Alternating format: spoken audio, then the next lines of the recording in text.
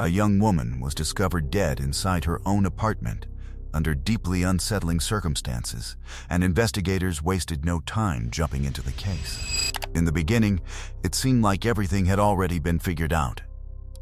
But before long, strange inconsistencies and troubling questions started surfacing, making people wonder if the truth had actually been uncovered at all. And once the real story finally emerged, it left everyone stunned. Tina Hines was born on February 27, 1974, in Wisconsin. After graduating from school, she met a man named Jeremy. When Tina was just 19 years old, the two got married. Not long after, Jeremy enlisted in the Navy, a choice that would completely shape the course of their future together. The couple eventually relocated to Florida, settling in a suburb just outside Jacksonville. Around the same period, Tina learned she was pregnant with their first child, and life suddenly started feeling much more serious, much faster than either of them expected. Jeremy spent most of his days working at the naval base nearby, while Tina held a job at a local restaurant. But she was also thinking ahead about her future. Tina had already applied to a university back in Wisconsin, hoping that once Jeremy was transferred out of Florida, she could move back and continue her education. By April of 1994, Tina was 20 years old. The couple were still living in a small apartment complex close to the base.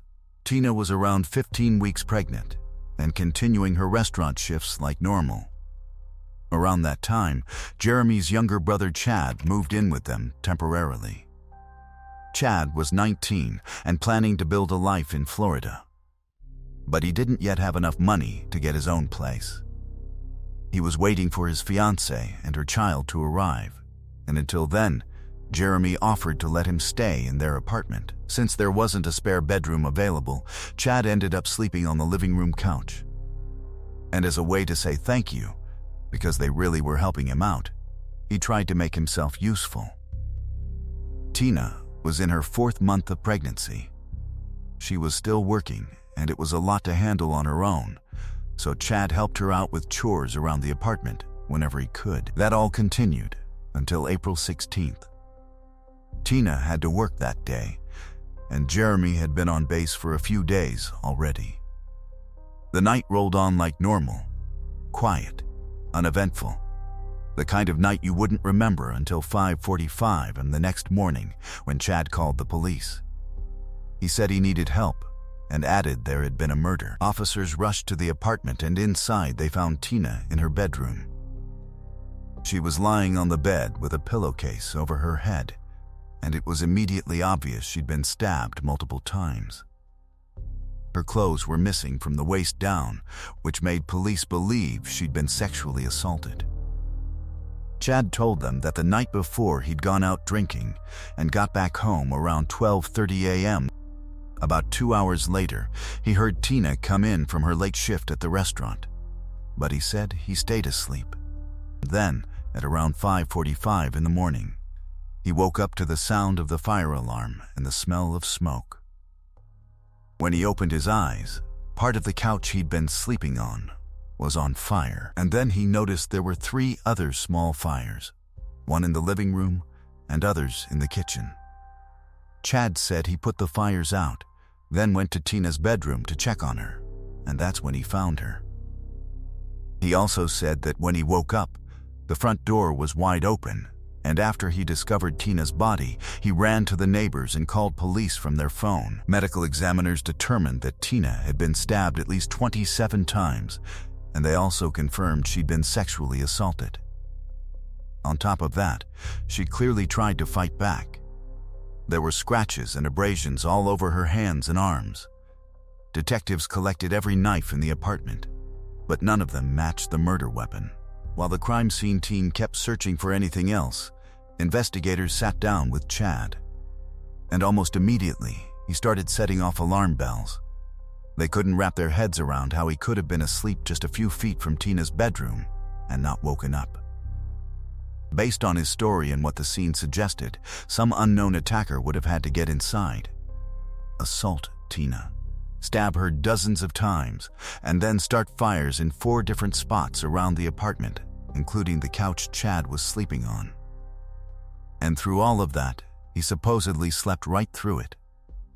The only thing he claimed he noticed was Tina coming home from work, when he said he briefly woke up for a second. Suspicion got even stronger when police pulled Chad's record. He'd been arrested more than once, including an incident where a 17-year-old girl got pregnant from him. He was 18 at the time, and she said it had been consensual, so the charges were dropped after she married him. But Chad still had other run-ins with the law for theft and smaller offenses. So detectives started leaning hard toward one theory. Chad did it. In their minds, he may have been fixated on Tina for a long time. And that night, he finally snapped. Then, after the fact, he set multiple fires to destroy evidence, and tossed in the front door was open detail to make it sound like some outside intruder. With all of that on the table, police arrested Chad and charged him with Tina's murder. He was held in jail while he awaited for trial, and he stuck to his original story, repeating that he had nothing to do with it. Not long after, he hired an attorney. And that's when the defense started digging for anything that could back up Chad's claim that he was innocent. The first thing Chad's attorney pointed out was this: there wasn't a single drop of blood on Chad's clothes, and there were no bruises or scratches on his body. Nothing you'd expect if Tina had been fighting for her life and trying to claw her attacker off. Prosecutors fired back with their own explanation. They said Chad could have taken off the bloody clothes afterward, carried them out of the apartment, along with the murder weapon, then washed himself off in the shower. They also noted that Chad had a burn on his hand, consistent with the kind of injury you could get from holding a lighter on too long. Then the defense brought up something else. The forensic team had found multiple biological samples at the scene. Under Tina's fingernails, there were skin particles, and on the bedsheet, there were traces of male semen. But at the time, DNA testing was still pretty new in courtrooms. And it wasn't anywhere near as precise as it is today. So, for a jury back then, it didn't carry the same weight. And experts couldn't say with certainty, this is a match, or this is not. On top of that, investigators found 3 stray hairs on Tina's body and clothing. Testing suggested all 3 came from the same person, and it wasn't Chad. Still, that evidence basically went nowhere because the analyst who examined the hairs couldn't provide an official conclusion about how common that hair profile might be in the general population. The DNA tools they had at the time just didn't allow him to calculate those odds. The prosecution, meanwhile, pointed to something Chad allegedly said early on when he first saw his brother after everything happened. Chad broke down crying and reportedly said, "I'm sorry. I didn't want to do this." Jeremy also told his mother he believed Chad was responsible, even though he never publicly accused him of killing Tina. Chad, on the other hand, claimed he thought Jeremy could have done it. According to him, Jeremy and Tina fought constantly, and the marriage had been tense for a long time. But Jeremy had an airtight alibi. He was on a naval ship, and there was no way he could have physically pulled this off himself. The only scenario where he'd be involved would be if he'd asked someone else to do it, and investigators found nothing that supported that.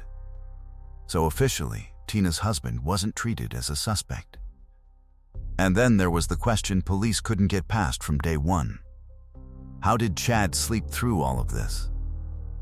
His lawyer said Chad had a sleep disorder that made him extremely difficult to wake up, especially if he'd been drinking. And finally, the defense added one more detail. Jeremy and Tina kept a spare key outside near the front porch, and pretty much everyone close to them knew it was there, so if someone wanted to get inside, they wouldn't have had to force their way in at all. The trial didn't start until late 1996, more than 2 years after the murder. And by then, prosecutors said they had one more major piece that tied Chad to Tina's death. Chad had been sitting in jail that entire time, and 2 of his cellmates came forward claiming the same thing. Chad had openly confessed to him that he'd killed Tina. Both men took the stand and repeated that story in court. And combined with the rest of the prosecution's case, it was enough to sway the jury. At the end, Chad was found guilty and sentenced to life in prison. So officially, Tina's murder was solved. But Chad never stopped insisting he was innocent. 5 years after the conviction, he reached out to an organization that works on wrongful conviction cases, and they took a serious interest in his file. Once they learned that investigators had recovered skin cells from under Tina's nails and semen from the bedsheets, the organization, working closely with Chad's attorney, filed an appeal asking for the DNA evidence to be retested. By that point, genetic testing had come a long way. And in 2005, experts came back with a result that changed everything. The skin under Tina's nails, the semen on the sheets, and the 3 hairs found on her body all belonged to the same man. But that man wasn't Chad. He wasn't Jeremy either. His DNA wasn't in the FBI database, so they still didn't have a name. But for the defense, this was the first real hope Chad could actually be cleared. Then, they uncovered another detail that could have shifted the entire case years earlier. Crime scene texts had found a bloody fingerprint near the sink in Tina's apartment, exactly the kind of place you'd expect the killer to go if he was trying to wash blood off his hands. That print didn't belong to Chad, and it didn't match anyone else connected to the case. Yet, for some reason, it had never been brought up at trial, not once. And there was one more unsettling fact. Another inmate, someone who'd been locked up in the same facility as Chad, later claimed he'd overheard 2 prisoners talking about how they were going to set Chad up. According to him, they were literally discussing how to say Chad had confessed to them. Even with all of that on the table, the DA's office tried to block the case from being reopened. They kept insisting Chad was guilty, but his attorneys finally got a breakthrough based on everything that had come out. The judge overturned Chad's conviction.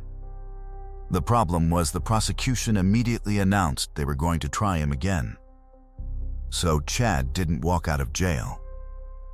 It took about a year to gear up for a new trial, but eventually prosecutors had to admit the obvious.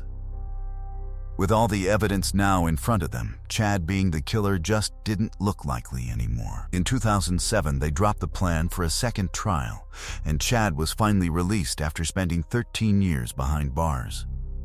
So, the case landed right back on detectives' desks. But the reopened investigation hit a wall almost immediately. The killer's DNA still wasn't in the database, and neither were his fingerprints. So, the trail went cold all over again. That's basically where it stayed until 2017, when the local police department created a cold case unit. They picked Tina's case back up. But even 23 years after the murder, the killer's DNA still wasn't showing up in any database. In 2021, investigators decided to try something new: forensic genetic genealogy. They brought the DNA to a company called Othram, and the lab started building out a family tree for the unknown suspect, tracking down relatives through public genetic databases. It definitely wasn't quick. The whole process stretched out over 4 years, and it wasn't until September 2025 that finally narrowed it down to one specific family. People who lived nearby in the same city back in the 90s. From there, detectives zeroed in on one person who fit the profile best. Next, they went to one of his close relatives and asked for a DNA sample to compare. The results came back showing a very close biological link to the killer's DNA, and that led them straight to a 51-year-old man named Michael Ziegler. At first, this name didn't ring any bells. But when detectives started digging into who Michael actually was, they hit a detail that stopped them cold. Michael wasn't some random stranger. He was actually one of Jeremy's closest friends. They'd served together in the Navy, so they were basically brothers in arms. Michael had even stood up in Jeremy and Tina's wedding as a groomsman just 5 months before Tina was murdered. By 2025, 31 years after the crime, Michael was retired and living in Georgia with his mother. He didn't have a serious criminal record, and as far as anyone could tell, he'd never even been in any legal trouble. And what's wild is that throughout the entire investigation, his name never came up. Not once. Even Jeremy had never suspected him, because nothing at any point seemed to point in that direction. To Jeremy, Michael stayed exactly what he'd always been, a friend and a fellow sailor. Until over time, they just drifted out of each other's lives. Once police finally had a solid name to work with, they reached out to authorities in Georgia. Local officers moved in and arrested Michael. After that, investigators collected his DNA, and the results came back as a full match. The semen, the skin found under Tina's nails, and the 3 unknown hairs all belonged to him. With that, Michael ended up being charged with both murder and sexual assault before authorities extradited him back to Florida. Right now, he remains locked up awaiting trial, and so far, no official trial date has been scheduled. During his initial court appearance, he pleaded not guilty. But considering the amount of evidence prosecutors reportedly have against him, it's difficult to picture how he avoids being convicted. And because the crime took place in Florida, the death penalty is still a possible outcome. Because of that, there's a chance prosecutors could eventually offer him a plea agreement, life in prison in exchange for admitting guilt, removing the death penalty from consideration entirely. As for Chad, once he was finally released, he immediately returned to Wisconsin to reunite with his family. But despite losing 13 years of his life behind bars, he didn't receive any compensation whatsoever. The reason largely comes down to Florida law. Under the state's wrongful conviction rules, people with previous criminal convictions, even smaller offenses, can be disqualified from receiving financial compensation. And Chad unfortunately had prior charges on his record. Even with all of that, Chad has said he's simply thankful the truth finally surfaced, even though it took far longer than it ever should have. As of now, there's also no public information suggesting he ever filed lawsuits against the detectives or prosecutors responsible for building the case against him. And then there's the issue of that bloody fingerprint discovered near the sink, a print that didn't belong to Chad and somehow never became part of the trial. That one piece of evidence alone might have completely changed the direction of the case. Whether it was simply ignored or something more intentional, we may never actually know. But it appears Chad chose not to spend the remainder of his life caught up in years of legal battles and court proceedings. And one final detail. After Tina was murdered, her parents created a scholarship fund for low-income students, helping cover tuition costs at the Catholic school Tina once attended. That scholarship still exists today, and her family continues organizing events to keep it alive in her memory. Share your thoughts about this case down below in the comments. And if you enjoyed the video, make sure to leave a like. Let's move on to the next case. A young graduate left home for what was supposed to be another normal shift at a luxury furniture store. But after sending her manager one disturbing text, she suddenly went silent. No more calls, no more replies. As police launched an investigation, the case rapidly gripped all of Los Angeles before drawing national attention. And when the truth behind that day was finally uncovered, it triggered a wave of outrage across the country that people still talk about years later. Briana Kupfer was born on April 9, 1997, in Los Angeles, California. Raised in a close-knit family alongside her younger sister and 2 brothers, she was known from a young age for her determination and ambition. Briana excelled in school, earned straight A's, served as captain of her high school's cheerleading squad, and was someone everyone seemed to enjoy being around. She later attended the University of Miami, where she studied public relations, and even spent time studying abroad in Australia through an exchange program. After earning her degree, Brianna returned to Los Angeles and began a graduate program at UCLA, concentrating on architectural and interior design. Creativity was a huge part of who she was, especially when it came to fashion. She enjoyed sketching clothing ideas, sewing outfits herself, and hoped to launch her own fashion line someday. She also lived an active lifestyle, regularly practicing yoga, dancing, and training in boxing. Once she moved back to Los Angeles, Brianna initially stayed with her parents before eventually renting an apartment near Oakland with a friend. To help pay her bills while continuing her studies, she accepted a job as a consultant at an upscale furniture showroom.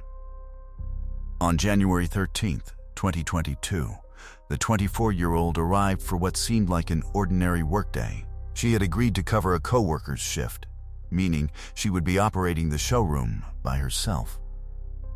At approximately 1:30 p.m. that afternoon, Brianna texted her manager, "Can you call me? There's a customer here, and I'm getting a weird feeling." Unfortunately, the message wasn't seen immediately. When the manager finally noticed it and called Brianna back just minutes later, nobody answered. She then tried reaching the store's landline, but that call also went unanswered. Around the same time, a couple entered the showroom. Almost instantly, they sensed something wasn't right. The front of the store was empty. As they walked deeper inside, they noticed what appeared to be someone lying behind one of the display sofas. When they got closer, they were horrified to discover a young woman covered in blood. They rushed outside and dialed 911. Responding officers quickly arrived and found Brianna lying motionless on the floor. It was immediately obvious she had already died. Her phone rested beside her hand, and the large amount of blood at the scene strongly suggested she had been stabbed repeatedly. It wasn't long before investigators confirmed the victim's identity. Brianna's body was transported to the medical examiner, while detectives carefully processed every inch of the crime scene. Their initial theory was that the attack may have been a robbery that turned violent. But that possibility quickly fell apart. Nothing valuable had been taken, not the merchandise, not even the money inside the cash register. Instead, investigators discovered the killer had left behind something unexpected. Sitting on the sales counter was a small voice recorder that was still recording. Detectives pressed play, and what they heard shocked everyone in the room. The recording began with the gentle sound of the front door bell, followed by Brianna warmly welcoming a customer. A man explained that he and his girlfriend were shopping for a new sofa. Brianna asked several questions and began showing him different options around the showroom. After a short time, the man claimed he needed to call his girlfriend and stepped outside. When he returned a few minutes later, he unexpectedly asked Brianna for her social media information, but she politely turned him down. Without warning, he shifted the conversation and asked whether she supported President Biden's politics. Brianna calmly answered, no. The man claimed he would come back later, and Brianna offered him one of her business cards. But instead of leaving, he lingered inside the store and began making unsettling remarks. "I think this government's gone crazy," he quietly said. Moments later, he instructed her, "Put your phone down." Then he added, "Relax, I'm not going to hurt you." Seconds later, investigators heard the unmistakable sound of a knife being pulled from its sheath. Brianna's voice immediately changed as fear set in. She repeatedly ordered the man to leave and warned him that she had already contacted the police, but he ignored her. What followed was captured in horrifying detail as the attacker rushed toward her and repeatedly stabbed her. For several agonizing minutes, Brianna desperately pleaded for her life, telling him she could help him and begging him to stop. But her words made no difference. Eventually, her voice faded into silence. The attacker calmly walked away, leaving nothing but an eerie quiet behind on the recording. Shortly afterward, Brianna's phone began ringing. It was her manager returning the missed call. Minutes later, the recorder captured the voices of the couple entering the showroom before discovering Brianna's body.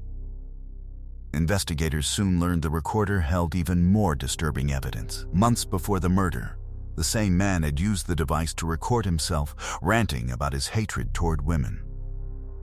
Detectives immediately sent the recorder to a forensic laboratory for fingerprint and DNA testing, while another team began reviewing every second of the store's surveillance footage. There were several cameras in the building, but none of them actually covered the area where the attack happened. Still, the suspect was caught on video when he first approached Brianna's counter. He was wearing a hoodie with a hood up, dark sunglasses, and a medical mask, making it impossible to see his face. From what they could tell, he was roughly average height, medium build, and appeared to be African-American. He was also picked up on outdoor cameras right after the murder, walking away from the store. During a thorough sweep of the store, crime scene investigators found a bloody shoe print on one of the couches, likely left when Brianna tried to run outside and the attacker leapt over the couch to cut her off. They also recovered the murder weapon, a 7-inch blade that had been bent from the sheer force of the stabbing. Not long after, the coroner's report came back. Brianna had been stabbed 46 times. There were also no signs of assault. All of this painted a grim picture for detectives. It looked like they were dealing with someone who had no real motive other than the urge to kill. And judging by the way he was dressed, investigators also considered the possibility that the man might be homeless, which made tracking him down even harder. While waiting on the lab results, detectives kept digging for more surveillance footage, anything that might show the suspect again. Before long, they discovered that about 30 minutes after the murder, he walked into a grocery store. They also got a tip from an employee at a chiropractic clinic located just a few doors down from Brianna's workplace. She told police that the man had come in only minutes before the murder, asked a few questions about their services, and then left. Detectives canvassed other businesses along that same street and learned that the man had walked into several of them as well, only to leave almost immediately. Piecing everything together, they realized he'd likely been hunting for someone who was alone. In every other place he'd tried, there were either multiple staff members or other customers present. In total, he'd gone into 6 different businesses before finally walking into Brianna's store. News of Brianna's murder spread through Los Angeles like wildfire, sparking outrage across the city. People were furious, not just because of what happened to Brianna, but because crime in Los Angeles had been climbing at an alarming rate, while officials seemed to be doing little to stop it. In fact, many pointed to controversial policies like zero bail releases for suspects and reduced time requirements for early parole as part of the problem. There was also anger over the fact that Brianna had been left to work in the store alone, a circumstance that many believed had made her an easy target. But all the media attention also gave detectives a glimmer of hope that someone might recognize the killer. Police released photos of the man through social media and news outlets, and they announced a massive reward, $250,000, for any information leading to his arrest. Most of that reward money came from the store where Brianna worked. The size of the reward attracted hundreds of tips, but none of them led anywhere. Days went by with no breakthrough until the lab results finally came in. Forensic experts matched DNA found on the murder weapon to a 31-year-old man named Shaw Smith. Even so, just as detectives had suspected, Sean had no fixed address, which made finding him a lot harder. Police sent out information about him all over the city, and soon after the media got hold of Sean's criminal record. It turned out he'd been arrested over and over again for a mix of minor and more serious crimes. Things like drug possession and theft, but also incidents that were far more alarming. Once he attacked a police officer and bit his finger. In another case, he fired a flare gun into a car with a child inside. He'd also been arrested multiple times for trespassing. Not long before Brianna's murder, Sean had been released early from yet another short prison sentence and almost immediately violated the terms of his release. But instead of being sent back to prison, he simply vanished, slipping through the cracks of the system. When people learned all of this, their anger only grew. Here was a man who had been given chance after chance, serving short sentences and walking free again and again until he finally committed a murder that might have been prevented. Meanwhile, detectives kept chasing down every tip that came in, but none of them brought them any closer to finding Sean. This went on until January 19th. That day, they got a call from a man driving through the city. He told police he'd just seen someone who looked exactly like the suspect. To be sure, he circled the block and drove past him again. This time, noticing the exact same backpack that had been seen in the surveillance footage. Officers rushed to the area and soon spotted the man. He matched Sean's description perfectly, but when they approached him, he gave them a different name. Of course, they didn't buy it. Instead, they brought a portable fingerprint scanner, and within minutes it confirmed what they already suspected. He was taken into custody on the spot, but even then, Sean refused to admit what he'd done. Prosecutors immediately made it clear they'd be pursuing the harshest sentence possible, but the death penalty was never on the table. Despite the fact that many people in the city were calling for it, the district attorney publicly stated that he opposed capital punishment, saying it wasn't an effective deterrent, and calling it a racially biased practice. Several months after his arrest, Sean was subjected to a comprehensive psychiatric evaluation, and the findings were straightforward. Doctors determined that he had fully understood what he was doing when he carried out the attack. Then, unexpectedly, Sean informed the court that he wanted to act as his own attorney. The judge initially approved the request, but the arrangement quickly fell apart. During his very first court appearance, Sean became hostile and directed insults at the judge. His right to represent himself was immediately revoked, and a public defender was appointed to handle his case. Soon afterward, Sean entered a plea of not guilty by reason of insanity, even though every psychiatric assessment had already concluded that he was mentally responsible for his actions. The trial officially began in late August 2024, nearly 3 years after Brianna's murder. By then, prosecutors had assembled an overwhelming case supported by surveillance footage, fingerprints, and DNA evidence. With virtually no way to dispute the facts, Sean's defense centered almost entirely on convincing jurors that he had been legally insane when the crime occurred. They offered no witnesses, presented no evidence, and made no real attempt to prove his innocence. Instead, his attorney argued that the killing had been an impulsive act rather than something carefully planned. Despite investigators proving that Sean had entered 6 different businesses searching for a victim before ultimately targeting Brianna. The defense also attempted to shift the jury's focus by claiming the case had received extraordinary media attention only because Brianna was white while Sean was African American, suggesting racial bias had influenced public perception. During the proceedings, jurors were also played the horrifying recording captured by the voice recorder inside the showroom, documenting Brianna's final moments. Before the audio was played, the judge allowed Brianna's family to leave the courtroom so they wouldn't be forced to hear the terrifying attack again.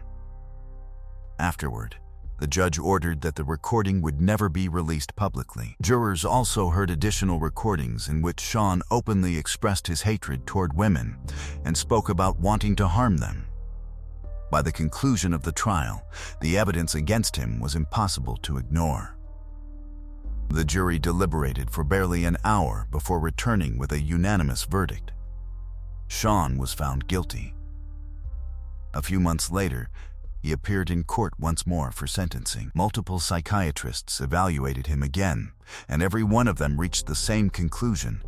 He suffered from no serious mental illness that could justify or excuse the murder. The judge then introduced another devastating piece of evidence, recorded jail phone calls Sean had made while awaiting trial.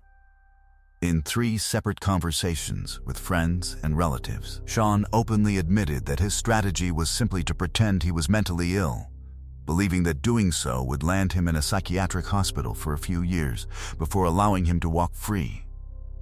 He spoke confidently about the plan, seemingly forgetting that every jail call was being recorded.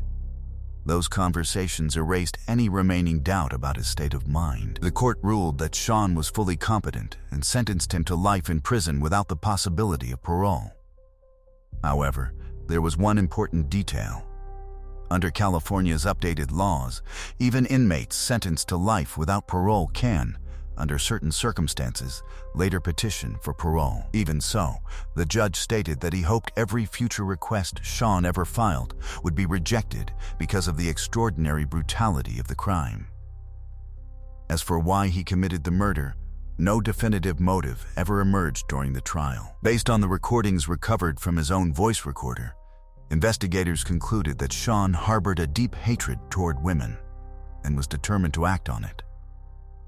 The fact that he entered 6 different businesses before attacking Brianna revealed one especially disturbing truth. His target wasn't Brianna specifically, he simply wanted any woman he could find. Sean was ultimately sent away to begin serving his sentence. But Brianna's story did not end with a verdict.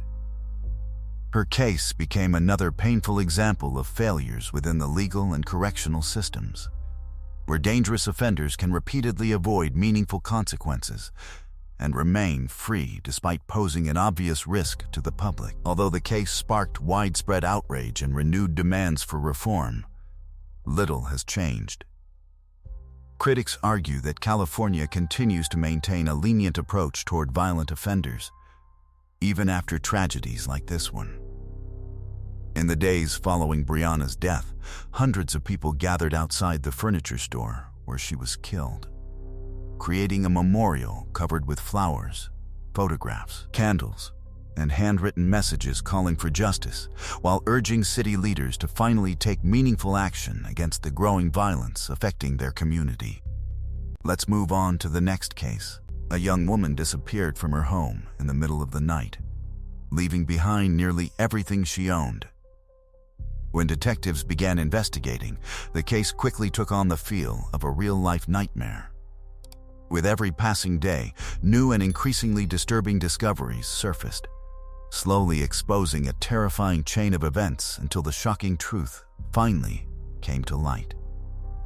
Ellen Wake, or Ellie, was born on May 17, 1995, in Minneapolis, Minnesota. She later relocated with her parents and younger sister to Ohio, where the family settled in Westchester Township. From an early age, Ellie was known for her artistic personality. She loved turning ordinary objects into handmade crafts and decorations, and she had a unique sense of style, often wearing colorful, unconventional outfits that reflected her creativity. Nature was her escape. Whether she was climbing trees, relaxing in a hammock, or simply enjoying the peace and quiet outdoors, that was where she felt happiest. After graduating from high school, Ellie attended a nearby college and earned her cosmetology license. Before long, she was working as a hairstylist, doing a job she genuinely enjoyed. By the summer of 2018, the 23-year-old had her own place and was continuing her career at a local salon. On Sunday, July 29th, a friend stopped by to visit. The two spent some time talking in her backyard before he eventually headed home. Later that evening, Ellie exchanged messages with several friends as usual. But by the following day, something had changed. She suddenly stopped responding to every text and call. As hours passed with no reply, her family and friends became increasingly concerned. When they tried calling her, they discovered her phone had been switched off. Not long afterward, Ellie's mother drove to her daughter's house to check on her. She found Ellie's car still parked outside the garage, and nearly all of her personal belongings were still inside the home. The only thing missing was her phone. Realizing something was terribly wrong, she immediately contacted the police. From the very beginning, she also told investigators that she believed she knew who might be responsible for Ellie's disappearance. For months, Ellie had been telling her about a man who had been relentlessly stalking her. The harassment had begun back in February 2018, roughly 6 months before she vanished. At first, an unknown man contacted her through social media. His early messages seemed odd, but harmless. Over time, however, they became increasingly disturbing. He started asking unsettling questions about mass killings and sending bizarre messages that left Ellie deeply uncomfortable.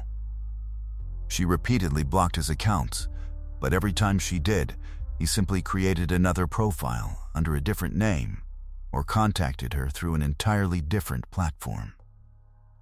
Unfortunately, the online harassment was only the beginning. In April, Ellie received a horrifying video that had been secretly recorded through one of her home's windows late at night. The footage showed her sitting alone in her kitchen, quietly placing stickers into a scrapbook.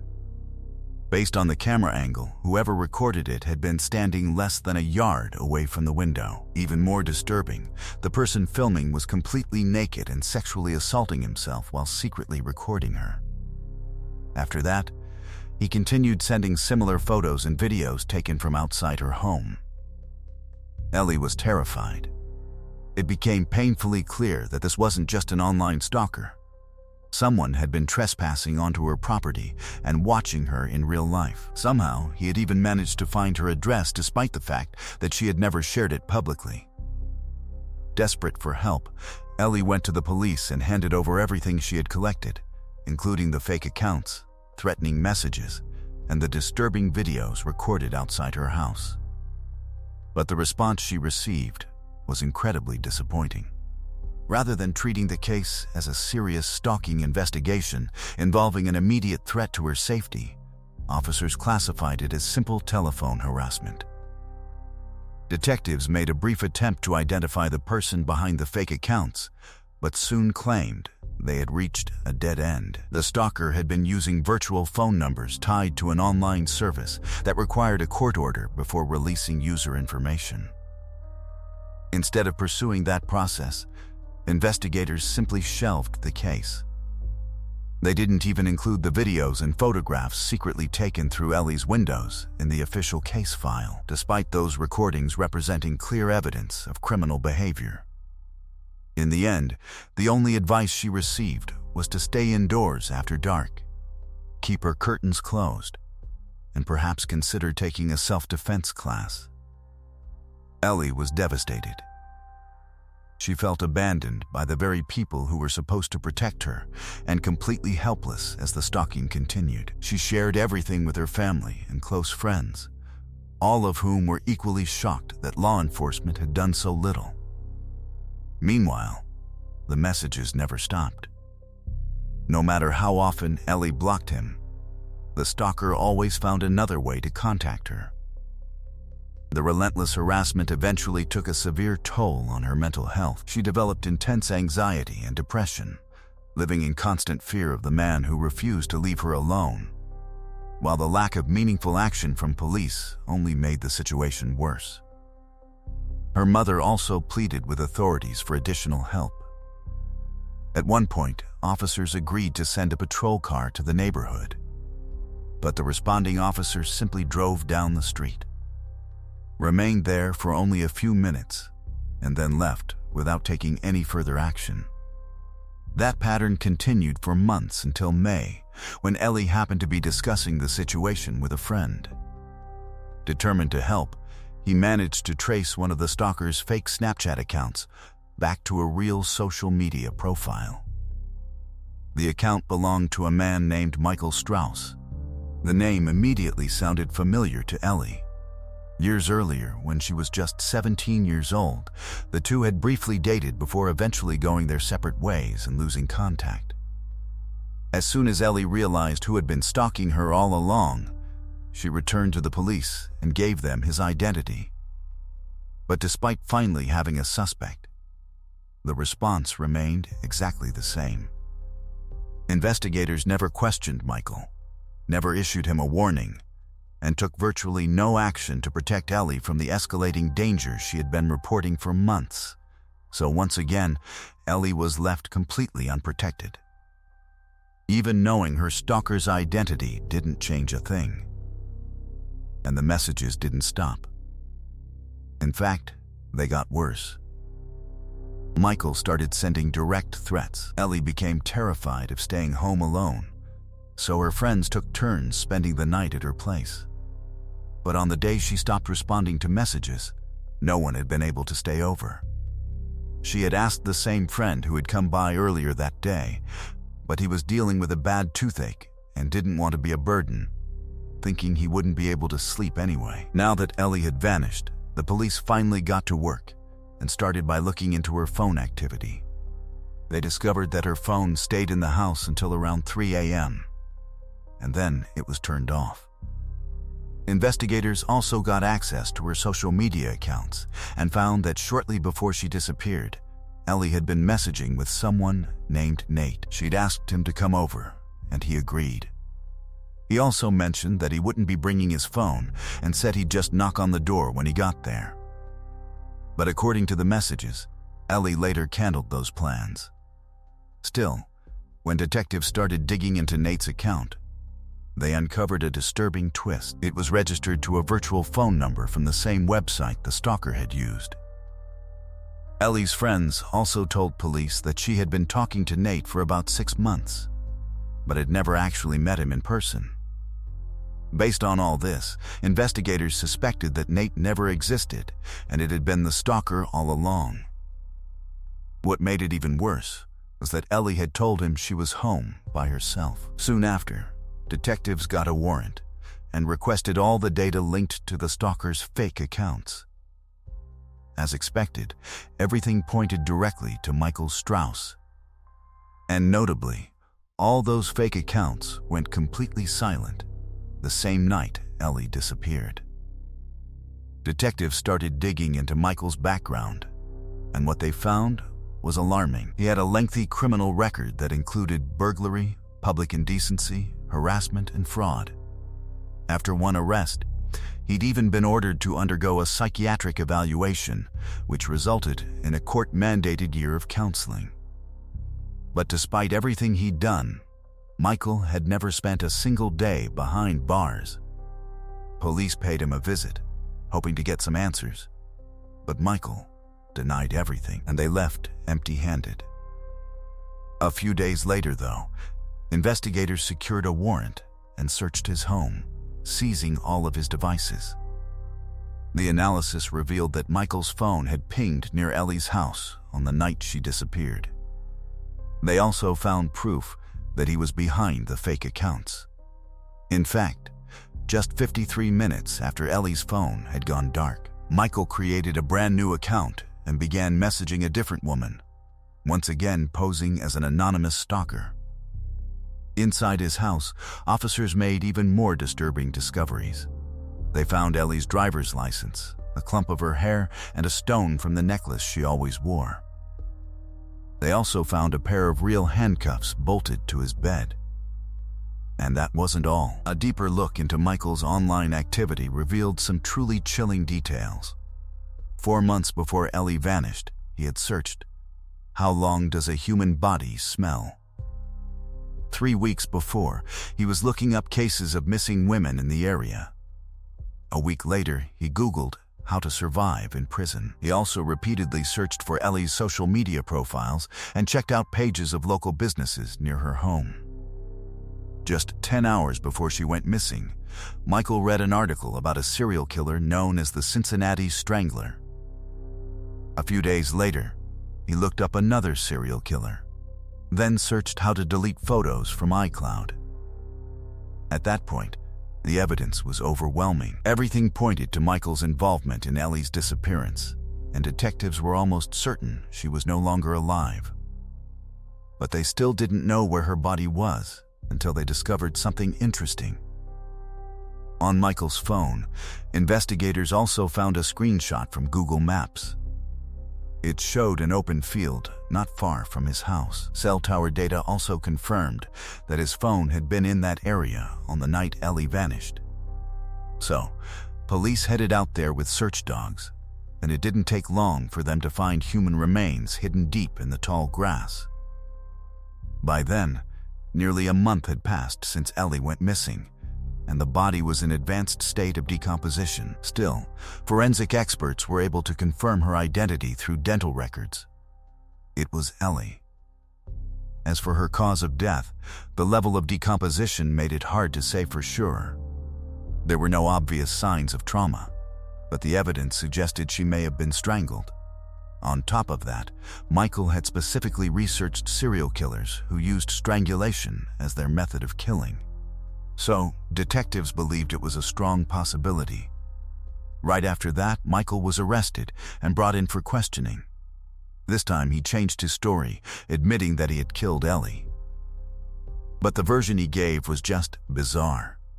According to Michael, Ellie had actually agreed to film a disturbing adult video with him, something involving torture, which he planned to sell to one of his regular clients for a hefty payout. But during the shoot, he claimed things spiraled out of control.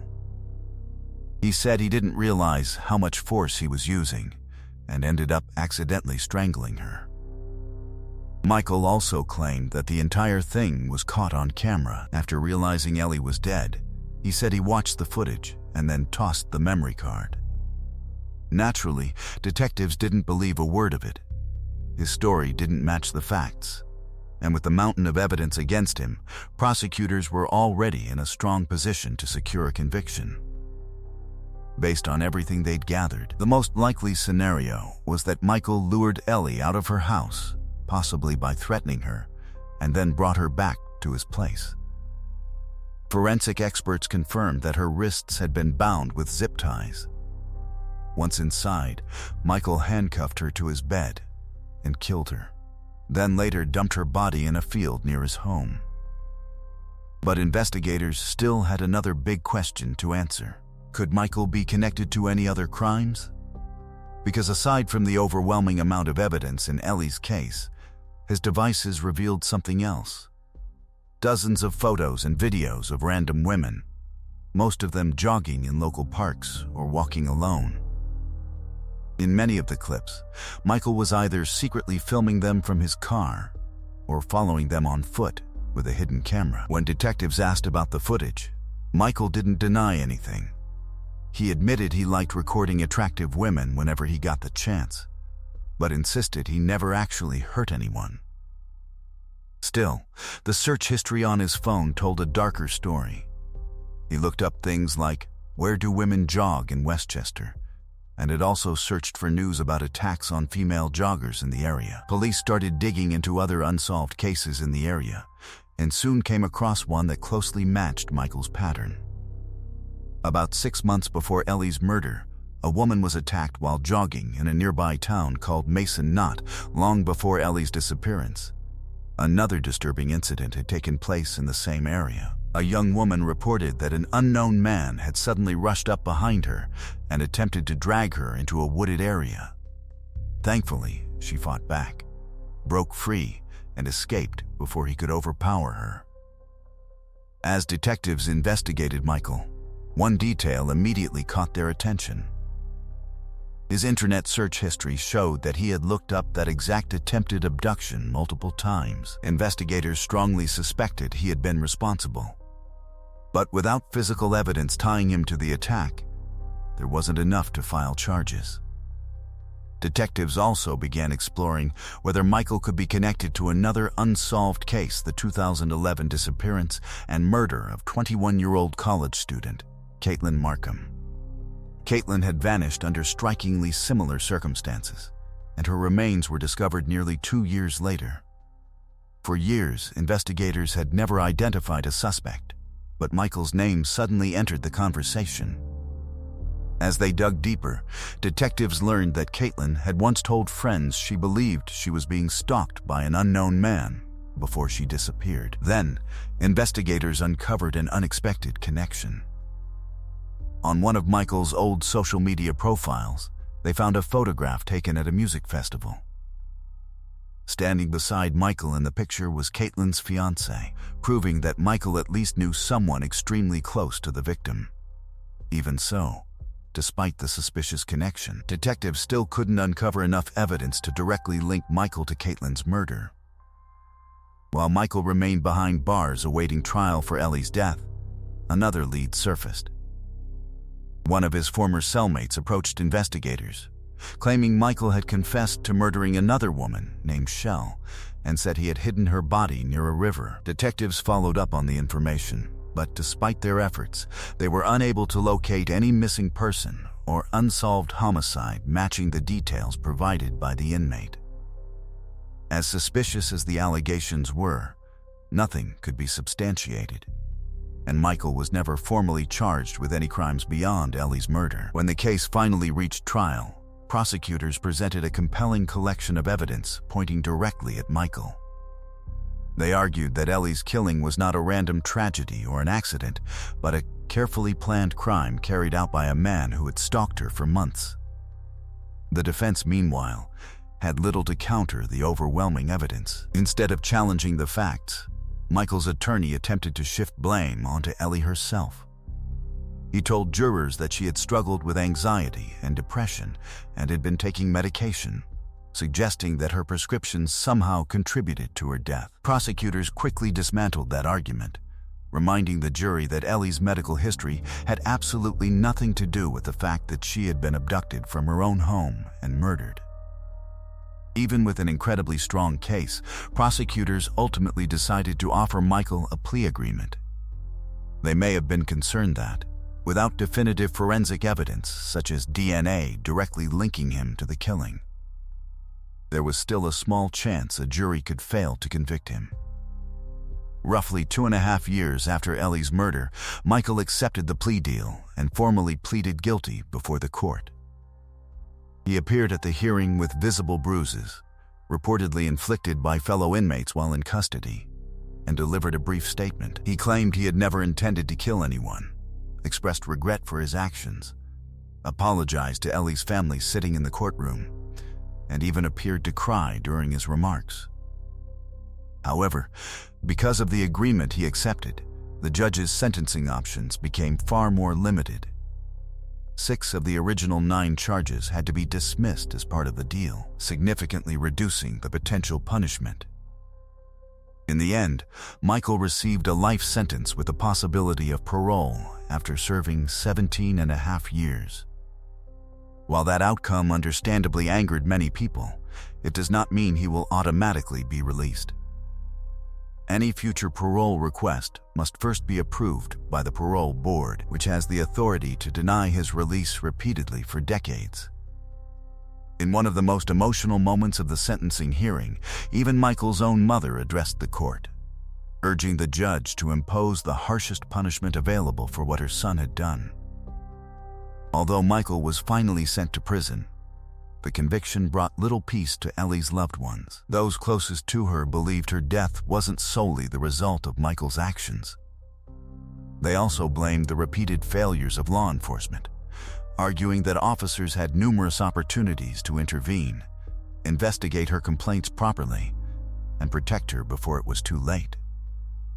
Following widespread public criticism, the local police department opened an internal investigation into its handling of Ellie's stalking reports. Ultimately, the officer who originally took her complaint received a suspension totaling just 40 hours without pay. One final update concerns Caitlin Markham's case, where Michael had briefly been considered a possible suspect. That mystery was finally solved in 2023, when investigators determined that Caitlin had actually been murdered by her own fiancé, who had managed to avoid suspicion for years. The fact that he was acquainted with Michael, and that both men ultimately turned out to be violent offenders, raises an unsettling question. Did they know about each other's crimes, or is it possible their connection went even deeper? While investigators have never found evidence proving they worked together, the coincidence remains deeply disturbing. Let's move on to the next case. A college student disappeared from a friend's house in the middle of the night, while everyone else slept just a room away. No one heard a scream, no one noticed anything unusual, and by the time morning arrived, she had simply vanished. Police immediately launched a large-scale investigation, and the mysterious disappearance quickly became the biggest story in the city. Detectives followed thousands of leads over the following months before eventually uncovering a shocking truth that would send waves across the entire country. Brianna Dennison was born on March 29, 1988. In Reno, Nevada, she spent her childhood there with her parents and younger brother until tragedy struck when she was just 6 years old and her father unexpectedly passed away. His death deeply affected the family, but it also strengthened the bond between Brianna and her mother, and Brianna always tried to help however she could. Traveling was another big part of her life. She explored much of Europe, visited Japan, and even spent a year living in Italy through a student exchange program. After finishing high school, Brianna moved to California to attend Santa Barbara City College. She had always dreamed of working with children and planned to become a child psychologist. While living in Santa Barbara, she quickly built a close group of friends and began dating a young man. During her winter break in 2008, the 19-year-old returned to Reno to spend time with her family and hometown friends. On Friday, January 18th, she stayed at her best friend's house, where another friend was also spending the weekend. They had exciting plans, skiing during the day and attending concerts and nightclubs at night. On Saturday, January 19th, Brianna was looking forward to seeing one of her favorite bands perform, but she woke up feeling sick with a cold. Even so, after some encouragement from her mother, she decided she didn't want to miss the concert and went anyway. A few hours later, however, she chose to leave early, hoping to get some rest before her cold became any worse. Although her friend's house was only a short distance away, the freezing temperatures convinced her not to walk. As she left the venue, she asked a driver leaving the parking lot if he could give her a ride home. He agreed, and Brianna safely returned to the house, where she waited for her friends to come back from the concert. They arrived at around 3:30 that morning, spent a little time talking together, and then headed to bed. At approximately 4:30 a.m., Brianna sent one final text message to her boyfriend before falling asleep on the couch in the kitchen, while her two friends slept in a nearby bedroom. When they woke around 9 a.m. that morning and started preparing breakfast, they noticed Brianna wasn't on the couch anymore. At first, they assumed she had simply moved into the bedroom to get more sleep since the door was closed. Nearly 40 minutes later, one of the friends knocked on the bedroom door to wake her for breakfast. There was no response. She knocked again with the same result before finally opening the door, only to discover the room was completely empty. The girls searched every room in the house, but quickly realized Brianna was nowhere to be found. Even stranger, she had left behind all of her belongings. Her phone, purse, clothes, and even her shoes were still inside the house. Nothing about the situation made sense. The temperature outside was well below freezing, and they couldn't imagine Brianna voluntarily walking outside wearing nothing more than a t-shirt. They immediately contacted her mother, who had no idea where her daughter might be, and rushed to the house herself. While waiting for her to arrive, the friends noticed something that immediately raised alarm. On the pillow Brianna had been using, they found several small reddish stains that appeared to be blood. Terrified, they called the police, and officers responded almost immediately. Investigators found no obvious signs of a struggle inside the home, but several details stood out during the initial examination. The blanket Brianna had been sleeping under had been tossed several feet away from the couch, and the stuffed teddy bear she had been using as an extra pillow had disappeared entirely. Detectives also confirmed there were no signs of forced entry. However, Brianna's friends explained that they never locked the front door, which happened to be located only a few feet from where Brianna had been sleeping. From the very beginning of the investigation, detectives believed she had most likely been abducted. It seemed almost impossible that she would willingly leave the house barefoot and wearing only a t-shirt in such bitterly cold weather. The bigger mystery was how someone could have taken her without waking the two other girls sleeping only a short distance away. As forensic specialists continued processing the scene, they developed a likely explanation. Laboratory testing confirmed that the blood found on the pillow belonged to Brianna. Investigators concluded that her attacker had probably forced the pillow over her face, preventing her from screaming loudly enough to alert anyone else inside the house. Crime scene technicians also collected DNA from the front door handle, discovering genetic material belonging to an unidentified man who was not listed in any criminal database. With very few additional clues left inside the house, investigators expanded the search, launching one of the largest missing person investigations the city had ever seen. They also began going door-to-door in the neighborhood, asking men to voluntarily provide DNA samples. Meanwhile, detectives dug into Brianna's phone and found a string of messages from her boyfriend. On the night she vanished, he had sent her multiple insults, and her friends said the two were on the verge of breaking up. Investigators briefly considered him a suspect until they confirmed he was in another state at the time and couldn't have been involved in the abduction. From the very first days, Brianna's disappearance became the biggest news story in the city, and soon it spread across the entire country. Her photo was plastered on billboards, and local media ran constant updates on the case. In total, police collected around 3,000 DNA samples from local residents. But the city's crime lab simply couldn't handle that kind of workload. Authorities turned to the public for help, quickly raising $150,000 to cover additional testing. Eventually, experts managed to process every single sample, but not one of them matched the DNA of the suspected abductor. Soon, the FBI joined the investigation, focusing their efforts on finding the suspect. Detectives first looked into the man who had given Brianna a ride home that night, suspecting he might have returned later to abduct her. After the media reported that police wanted to speak with him, the man came forward, provided a DNA sample, and presented a solid alibi, clearing him from their list of suspects. Another lead came from a man who lived directly across the street from Brianna's friend's house. He told police that he hadn't been sleeping that night and was sitting in his living room at around 5 a.m. He noticed a shadow pass in front of his window, followed by the sound of someone trying to open his front door.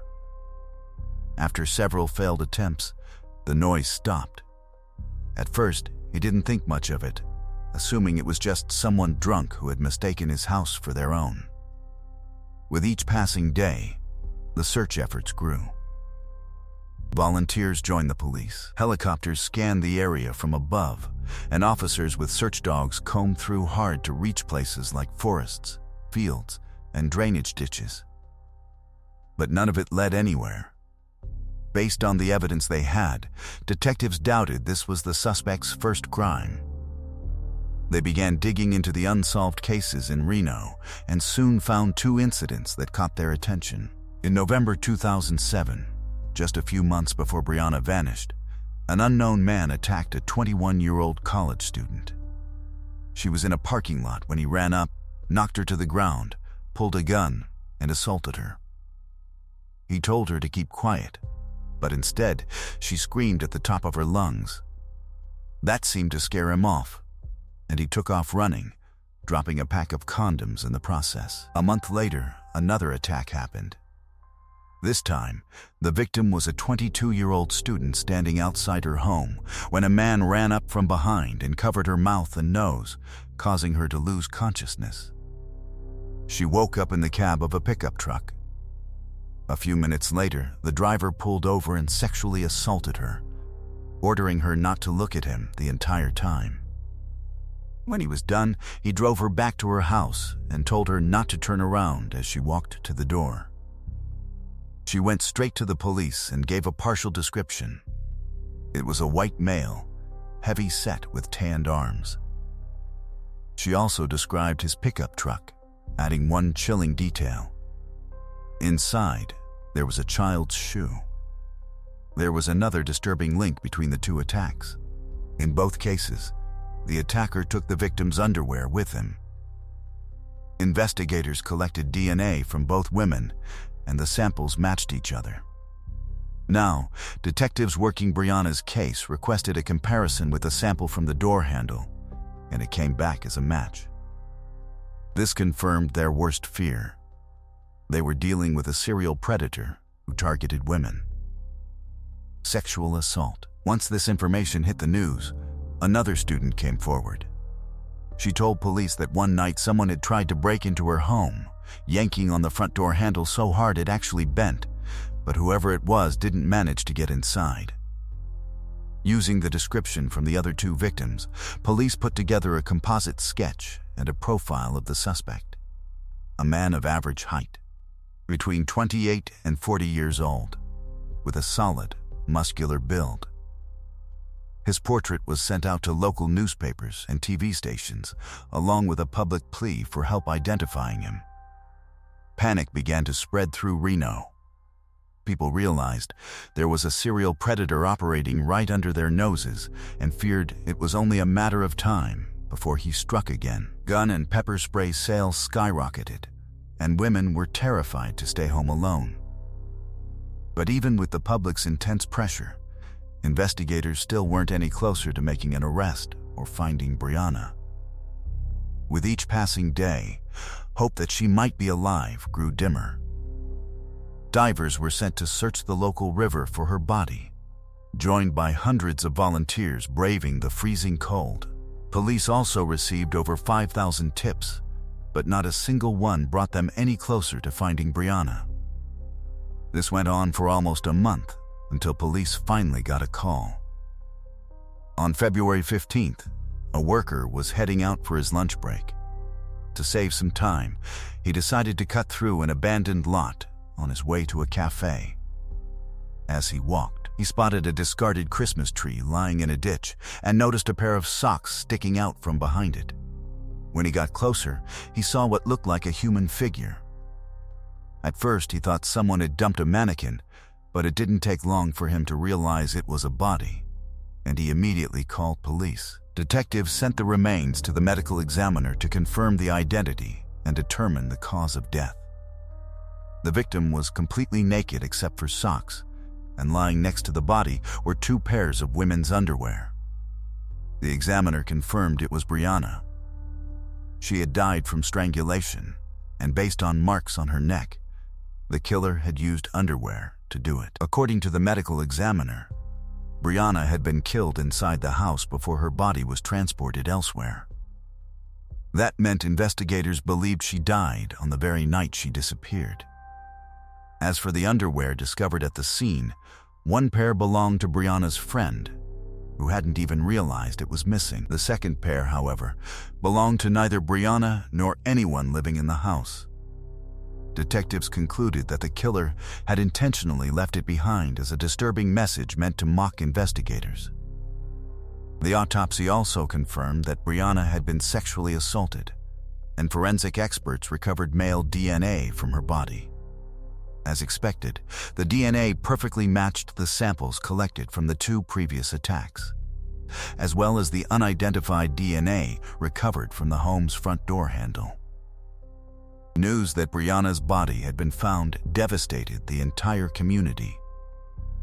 For weeks, thousands of people had followed the case, desperately hoping she would eventually be found alive. In the months that followed, investigators worked tirelessly to identify the man responsible, but every promising lead eventually came to nothing. Hoping the public could provide the breakthrough they needed, detectives released additional details about the investigation, revealing that they believed the offender kept women's underwear as trophies from his victims. They hoped someone might recognize that behavior or recall something suspicious, but no meaningful tips ever came in. Gradually, the investigation slowed to a crawl.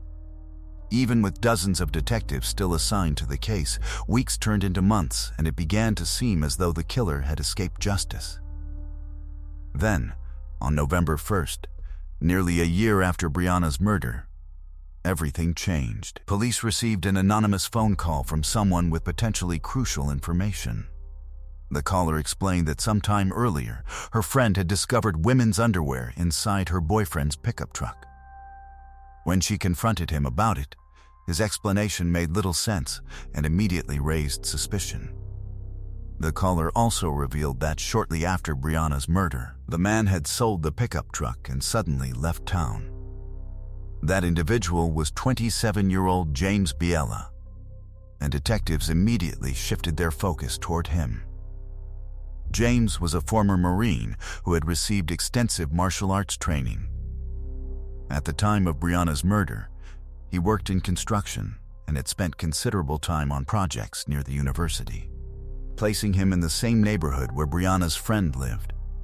As investigators dug into his background, they uncovered a disturbing history of violence. His former girlfriend told police that James had physically assaulted her several times and had once nearly stabbed another man to death. In another incident, he had inexplicably broken a dog's leg for no apparent reason. Despite those alarming accusations, James had never been criminally charged, meaning law enforcement had never collected his DNA. Detectives soon learned that he had returned to Reno, prompting them to place him under constant surveillance. They also contacted him directly, saying they wanted to ask him a few questions. James agreed to meet without even asking why. During the interview, detectives questioned him about where he had been on the night Brianna disappeared. James claimed he had spent the evening with his girlfriend, but when investigators requested a DNA sample, he immediately refused. After the interview, detectives spoke with his former girlfriend, who completely dismantled his alibi. She confirmed that James had not been with her that night. Investigators also learned the couple shared a 4-year-old son. With the mother's permission, detectives collected a DNA sample from the child. When laboratory testing was completed, the results provided the breakthrough investigators had been waiting for. The unidentified DNA recovered from all 3 crime scenes was an almost perfect familial match to the little boy, indicating that the perpetrator had to be one of his immediate biological relatives. Armed with that evidence, detectives returned to James, this time placing him under arrest. He was charged in connection with all 3 attacks in which the same DNA profile had been recovered. Even then, James refused to admit responsibility. As he remained in jail awaiting trial, investigators continued strengthening their case. Interviews with his father revealed that James had struggled with serious drug addiction for years, one of the primary reasons he had eventually been discharged from the Marine Corps. Detectives also tracked down his former van, and forensic testing found fibers from its seat covers that perfectly matched fibers previously recovered from the clothing of another college student who had been kidnapped and later released. His former employer also provided investigators with another suspicious detail. According to him, James abruptly quit his construction job on the very day Brianna's body was discovered before leaving the state altogether. When the trial finally began, James's defense attorney argued that the 3 attacks were unrelated and claimed each crime displayed a different pattern of behavior. Prosecutors, however, countered with an overwhelming collection of forensic evidence linking James to every single case. Throughout the proceedings, James did little to help himself. Observers frequently noticed him smiling and even smirking while sitting in the courtroom. In late May 2010, just over 2 years after Brianna's murder, the jury returned guilty verdicts on every count. The only question left was his sentence, with the death penalty remaining a possibility.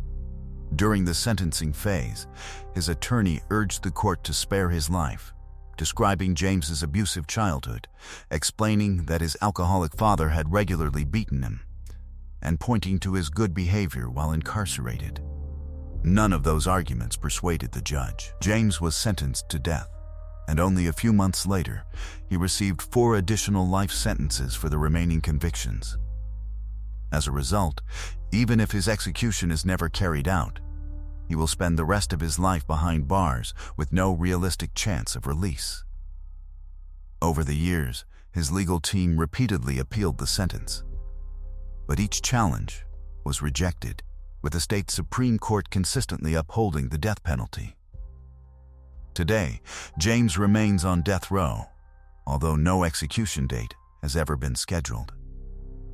Following his conviction, Brianna's family became outspoken advocates for changes to Nevada law, pushing for mandatory DNA collection from everyone arrested for violent offenses. They firmly believed that if such a policy had existed earlier, James's DNA would have been entered into the system after his first attack on a college student, potentially preventing Brianna's murder altogether. Sadly, the family's heartbreak did not end there.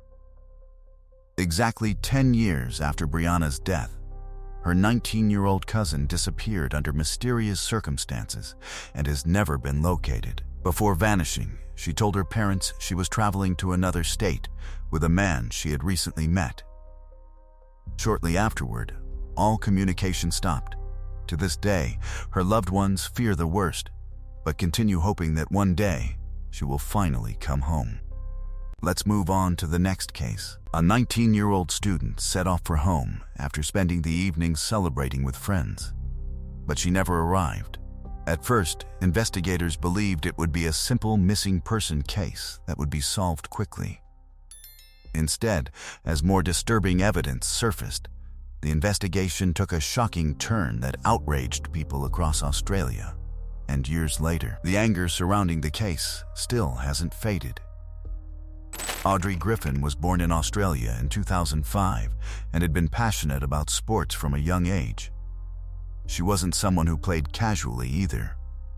Audrey trained relentlessly, competing in triathlons, rugby, and water polo, while earning an impressive reputation as an athlete. She even traveled to New Zealand for a major triathlon, where she finished 23rd in her age category out of hundreds of competitors. But Audrey wasn't defined only by her athletic achievements. She had a close-knit circle of friends who admired her positive attitude, determination, and genuinely caring personality. After graduating high school, she enrolled at the University of Technology, Sydney, to study marine biology. Around the same time, she also began planning a future in the military.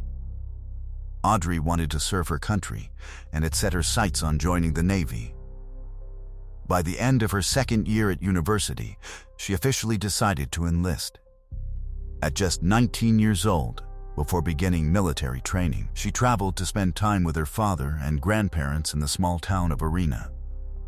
Many of her friends also lived nearby, making it the perfect opportunity to say goodbye before starting the next chapter of her life. On March 21, 2025, Audrey spent the day with family and visited her grandfather, who was recovering in the hospital. The following night, she met up with friends at a local bar for a farewell celebration organized before she left for military service. They enjoyed the evening together, and at around 2 in the morning, Audrey decided it was time to head home. She initially tried booking a taxi, but the app couldn't find a driver.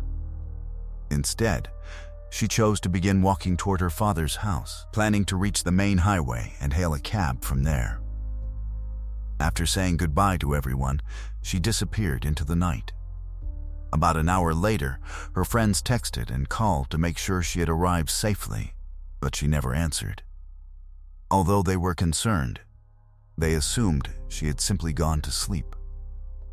The following morning, Audrey's mother, who was back in Sydney, checked her daughter's phone location through a tracking app, wanting to make sure she had gotten home safely. Instead, she saw Audrey's phone was still showing near a river that ran through town, nowhere close to her father's house. Alarmed, she immediately called Audrey's father, who confirmed she had never returned home. He mentioned Audrey had briefly considered staying with a friend, but after contacting that friend, they learned she wasn't there either. Realizing something was seriously wrong, Audrey's friends notified police and rushed to the area where her phone had last been located. While searching the riverbank, they discovered her purse and a hair clip. Around the same time, police officers and Audrey's father arrived and joined the search. Moments later, someone spotted something floating in the water. As they moved closer, their worst fears were confirmed. It was Audrey's body. Investigators sent her remains for an autopsy, and the initial conclusion was that she had accidentally drowned. Detectives believed she may have slipped into the shallow river in the darkness and been unable to escape. Given the late hour and the isolated location, they felt the explanation made sense. But Audrey's family and friends refused to accept it. Her mother insisted Audrey hadn't been drinking that evening and pointed out that an experienced swimmer who regularly trained in the ocean wouldn't simply drown in such shallow water. There were also troubling injuries that didn't fit the accident theory, including damage to her fingernails and a torn jacket. Even so, police continued treating the case as a tragic accident. Days passed without any meaningful progress. Audrey's family waited for updates that never came, and at first, her death barely received any media attention. Unwilling to sit back, her loved ones repeatedly searched the river themselves. 3 days after Audrey's death, one of her mother's friends discovered Audrey's phone partially buried in the mud beside a tree, sitting in an area that police had supposedly already searched. Her parents were furious, believing investigators had failed to properly examine the crime scene. Audrey's mother then took matters into her own hands, visiting businesses along the route Audrey had walked that night. To her surprise, none of the owners had even been interviewed by police. Unfortunately, no one had any information that could explain what had happened. Weeks continued to pass while Audrey's family pushed investigators to treat the case more seriously. Eventually, detectives agreed to launch a full investigation. Then, on April 17, nearly a month after Audrey's death, police released surveillance images of a man seen walking along Audrey's route that night. They stressed he wasn't officially considered a suspect, but said they wanted to identify and speak with him. The footage, however, was blurry, making it difficult to recognize his face. For several more days, there were no significant developments. Then, on April 21, investigators suddenly announced the arrest of a 53-year-old man named Adrian Torin in Sydney, charging him with Audrey's murder. After making the arrest, detectives explained how the investigation had changed.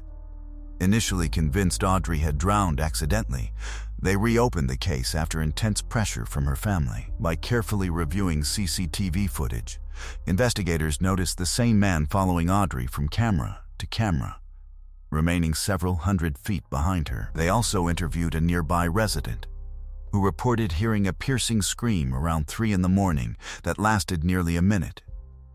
At the time, he assumed it was the cry of a fox, which can sound surprisingly human, but after hearing about Audrey's death, he realized the scream may have come from her. Another witness, who had been walking his dog during the early morning hours, also came forward. He recalled passing a nervous, agitated man who immediately made him uncomfortable.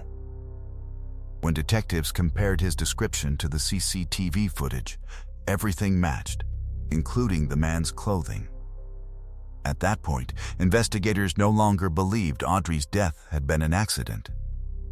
A second forensic examination revealed scratches on her arms and injuries to her face consistent with an assault. Then came the breakthrough. Beneath Audrey's fingernails, forensic scientists recovered skin cells belonging to a man. DNA testing quickly identified the profile as Adrian Torin.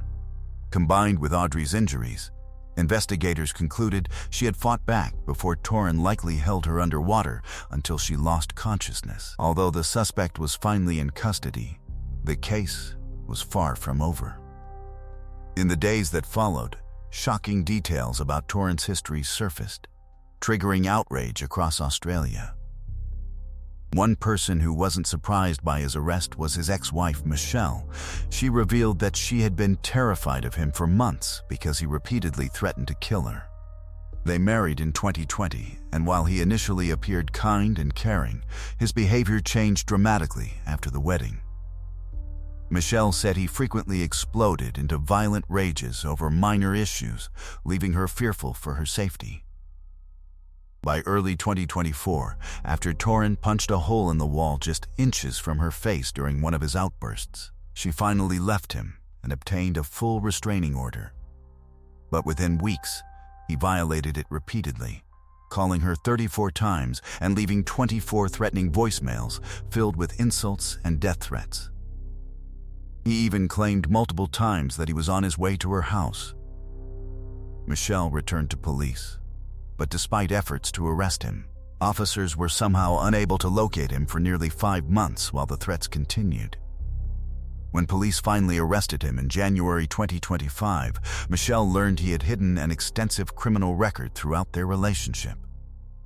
His history included drunk driving, drug offenses, assaults, theft, fraud, and numerous other crimes. In 2019, he assaulted a former girlfriend and received a 20-month prison sentence, but served only 4 months before being released. Despite continuing to commit crimes afterward, he repeatedly avoided serious punishment. Even after violating Michelle's restraining order, the court chose not to send him to prison, instead placing him under what amounted to minimal supervision with virtually no meaningful restrictions. Torin walked free, and only 3 months later, Audrey was dead. Once those details became public, Australians were outraged. Many questioned how someone with such a violent history had repeatedly been allowed to remain free, ultimately giving him the opportunity to murder a 19-year-old woman. Public anger only intensified after learning it had taken investigators nearly a month to begin treating Audrey's death as a potential homicide. Audrey's mother later revealed even more troubling details. Following Torin's arrest, one of her friends remembered seeing him standing near the river exactly 5 days after Audrey's death, wearing the same clothes visible in the surveillance footage from the night of the murder. She also claimed detectives only reviewed the full CCTV footage after she personally demanded access to it, at which point they finally realized Audrey had been followed. Even after Torin's arrest, investigators made another baffling mistake. They informed Audrey's parents they believed they had arrested the killer, but when Audrey's mother asked whether he had admitted what he did, detectives responded that they hadn't questioned him yet, because he was asleep. Torin himself refused to confess after his arrest, but investigators had already obtained evidence that came remarkably close. Before taking him into custody, police had wiretapped his phone, capturing a conversation in which he admitted killing Audrey.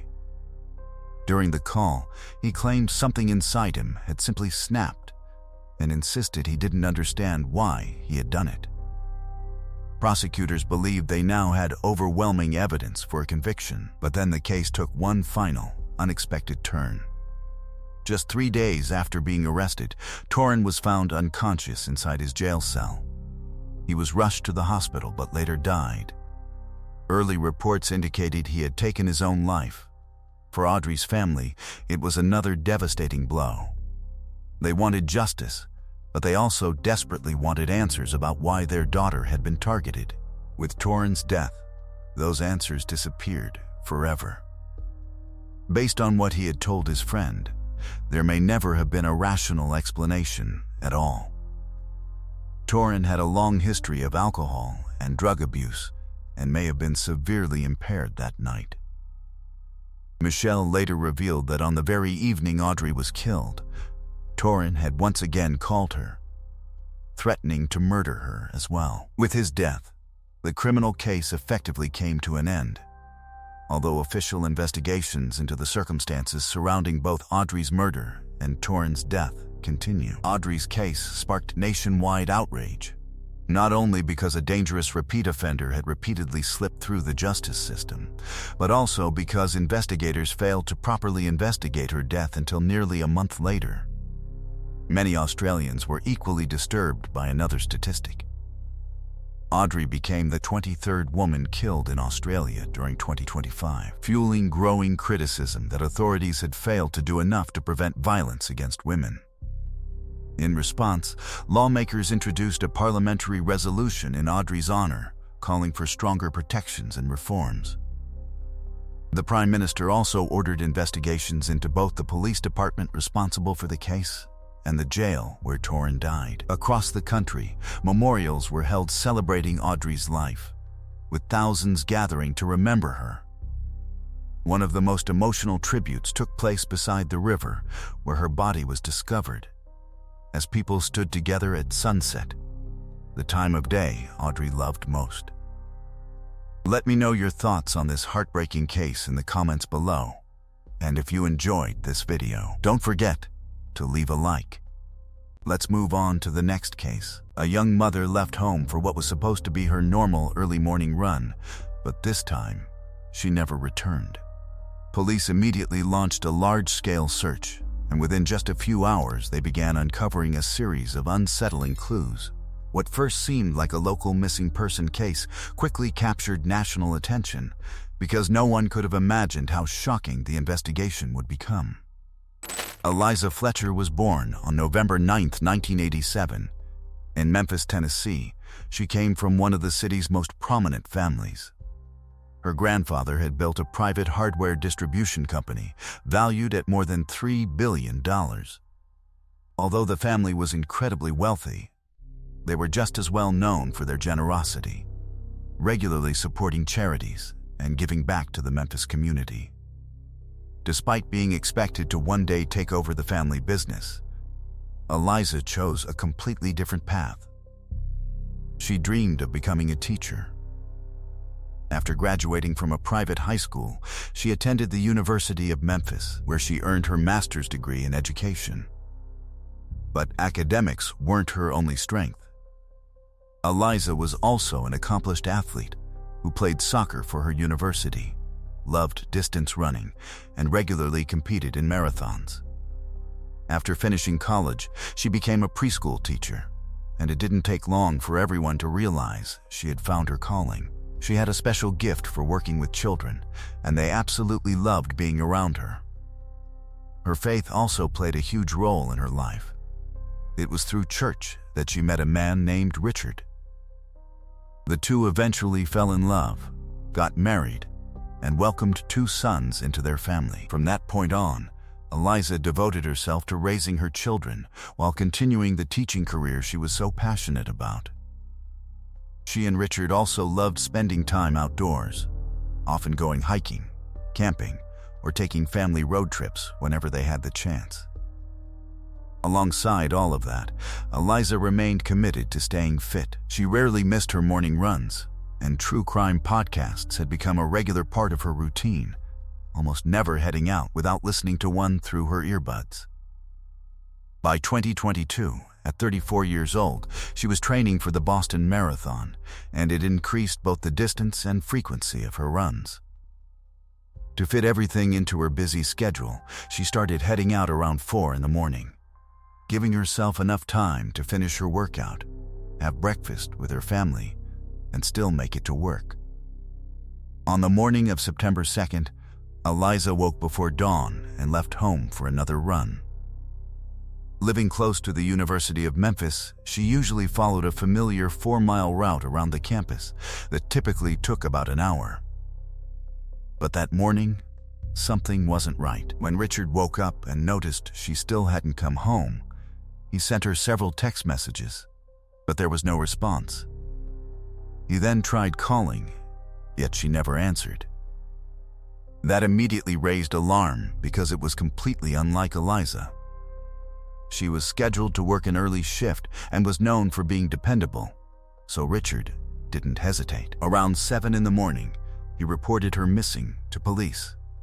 Detectives responded immediately. Based on everything they knew, it didn't appear that Eliza had chosen to disappear. According to Richard, she had only taken her phone and a water bottle, suggesting she had planned to return home right after her run. Since she regularly ran near the university, officers contacted school officials and asked them to warn students in case there was a potential threat in the area. Because Eliza's family was so well known throughout Memphis, news of her disappearance spread rapidly. Local news stations covered the story almost instantly, and speculation quickly began circulating across the city. As often happens in missing person investigations, many people questioned whether her husband could somehow be involved. Viewers carefully analyzed his interviews, looking for anything suspicious. But from the very beginning, investigators found no evidence pointing toward Richard. Everything indicated he had remained at home after Eliza left that morning. While officers searched the surrounding area, detectives gathered surveillance footage from cameras along her regular route. At first, the recordings showed nothing unusual, with Eliza jogging exactly as she always did. But then investigators reviewed footage from a camera positioned near the university, and what they witnessed was horrifying. At approximately 4:20 in the morning, Eliza ran past a parked SUV. Moments later, a man suddenly got out of the vehicle, chased after her. A brief struggle followed, and he forced her into the SUV before speeding away. The car stayed there for another 4 minutes before driving off with Eliza inside. Now that investigators knew they were dealing with a kidnapping, the case kicked into high gear. More resources were brought in, and the priority was clear: find Eliza alive. The suspect had been caught on camera, but the footage was grainy and didn't give them much to work with. Same with the license plate. It was too blurry to read.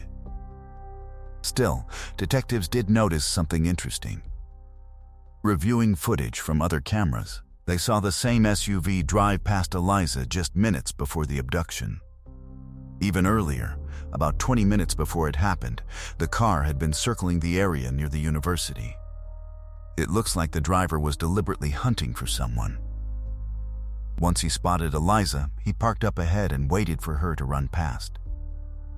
Police shared the footage with local media, hoping someone might recognize the man. They also managed to identify the make and model of the SUV and noted that it had a busted tail light. But even with that detail, tracking the suspect down wasn't going to be easy. Meanwhile, police got a new lead. That same morning, someone had found a water bottle and a cell phone lying by the side of the road, roughly 7 miles from where Eliza was taken. The person handed them over to police, but it took a few hours to confirm they were connected to her disappearance. With help from her family, detectives verified that the phone belonged to Eliza. It looked like the kidnapper had tossed it out the window while driving. But that wasn't all. Right next to the phone and bottle, investigators found something else: a pair of men's flip-flops.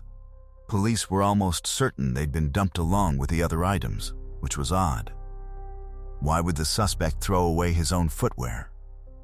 One theory was that the sandals might have been stained with blood and he was trying to get rid of the evidence. But that also meant one thing.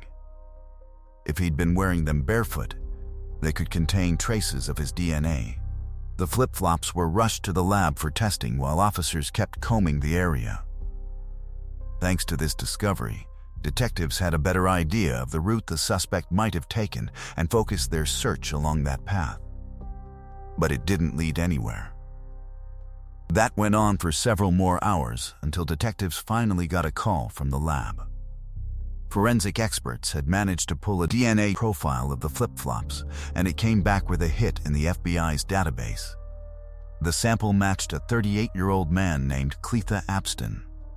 As you might have guessed, the fact that his DNA was in the system meant he had some serious criminal record. But more on that in a bit. For now, detectives had a name, and they immediately shifted focus to tracking him down. The next day, Saturday, officers spotted Cletha's car on the road. He tried to get away and even managed to lose them for a short time, running into an apartment where his brother lived. But police quickly caught up with him, and Cletha was taken into custody. Cletha was brought in for questioning right away, but he denied everything. He claimed he had nothing to do with the abduction, and said he didn't even understand why he'd been arrested. While detectives kept trying to get him to talk, officers spoke with his brother, and what he shared raised a few eyebrows. He said that on the morning of the abduction, Cletha had come over, tossed some clothes into the laundry, and started scrubbing down his car like his life depended on it. which was pretty weird. Detectives got a warrant to search both Cletha's car and his brother's apartment, hoping to uncover something useful. The apartment didn't turn up anything related to the case, but police did arrest the brother anyway after finding illegal weapons and drugs inside. As for the car, forensic tests found traces of blood and testing confirmed it belonged to Eliza. But even then, Clay stuck to his story. He kept claiming he was innocent and refused to say what had happened to her. So once again, detectives were left with more questions than answers. They still held out hope that Eliza might be found alive. But with each passing hour, that hope was slipping further and further away. The search continued through Monday until later that evening when detectives got a call from one of the search teams. A woman's body had been found in a patch of tall grass on an abandoned property just a few hundred yards from where Eliza's phone had been recovered. Investigators were almost certain it was her, but they had to wait until the next day for official confirmation before making an announcement. The medical examiner later confirmed that the victim had multiple scrapes and abrasions, and the cause of death was a gunshot wound to the head. Her shorts were missing when the body was found, though police later discovered them in a nearby trash bin. Still, investigators didn't publicly confirm whether there had been a sexual assault. Even though Cletha continued to deny everything, the evidence was overwhelming, and eventually he was officially charged with first-degree murder. Given how closely the public had followed the case and how widely it was covered in the media, the confirmation of Eliza's death sparked a wave of anger and heartbreak across Memphis. But what came next turned that outrage into full-on fury because details of Cletha's criminal past had just come to light. He first came to the attention of police when he was just 11 years old. That's when he was sent to juvenile detention for robbery. But that was only the beginning. Between the ages of 11 and 16, Cletha was arrested 16 more times for everything from petty theft to illegal gun possession, assault, and gang activity. At 16, he ended up behind bars again, this time for sexually assaulting a man. He served 6 months in juvenile detention, then was released into his mother's custody. But just 2 weeks later, he was arrested yet again. That time, he kidnapped a well-known attorney at gunpoint. He forced the man into his car and drove around looking for an ATM. When he took him out to withdraw money, the attorney started yelling for help, and Cletha was arrested. Even though he was just 16, the court tried him as an adult and sentenced him to 24 years in prison. He served 20 of those years before being granted early release in November 2020. And that meant if he'd served his full sentence, he never would have had the chance to go after Eliza or anyone else. When news of Cleotha's case spread, a woman named Alicia came forward with a story that ignited widespread anger toward law enforcement. She explained that she had met Cleotha through a dating app during the summer of 2021, and after talking for several weeks, he invited her out on a date. That evening, he asked her to pick him up and provided an address. But when Alicia arrived, he invited her inside, and she immediately realized something was wrong. The building was abandoned, and it was obvious that no one actually lived there. Investigators would later discover that this was the very same abandoned property where Eliza's body was eventually found. Once inside, Cleotha suddenly pulled out a gun and forced Alicia back into her own car, where he sexually assaulted her. At the time, Alicia was 4 months pregnant, and she pleaded with him, hoping he would stop after learning that. But he ignored her. After the attack, Cleotha simply walked away, while Alicia drove herself to a hospital and immediately reported the assault to police. Detectives collected DNA evidence, and Alicia handed over his dating profile, which included his full name, photograph, and phone number. At that point, it raises an obvious question. If this attack happened more than a year before Eliza's kidnapping, and investigators already had Cleotha's DNA along with enough information to identify him, Why was he still free? The answer was both simple and deeply frustrating. The investigation was never properly completed. Despite having his DNA, identity, photograph, and contact information, detectives failed to finish the paperwork and move the case forward. Even more shocking, DNA collected from Alicia's assault wasn't uploaded into the FBI database until after Eliza had already been murdered. As public outrage grew, the police department defended itself by saying the agency was dealing with staffing shortages and the case simply wasn't prioritized. In the end, the system failed Eliza twice. First, by allowing Cleotha to leave prison years before completing his sentence, and second, by failing to act on a case that could have sent him back behind bars long before he had another opportunity to attack someone. Alicia had desperately tried to hold the city accountable by filing a lawsuit, but it was ultimately dismissed. It wasn't until after Eliza's murder that prosecutors finally charged Cleotha for the assault on Alicia. By then, however, it changed very little because he was already in custody, and prosecutors had announced they would seek the death penalty. Even so, Cleotha continued insisting he was innocent, and remarkably, his entire family stood behind him.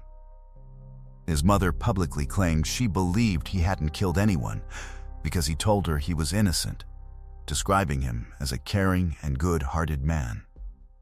But the evidence painted a very different picture. In fact, Eliza wasn't even his final victim before his arrest. Just one day before abducting her, Cleotha had reported to work for a cleaning company assigned to a local movie theater. Later that evening, one of his co-workers noticed that 2 of her credit cards had disappeared, and someone had already begun making purchases with them. After reviewing the theater's surveillance footage, she saw Cleotha stealing the cards. One detail immediately caught investigators' attention. In the video, he was wearing the exact same pair of sandals that he later discarded near the location where Eliza's phone and water bottle were recovered.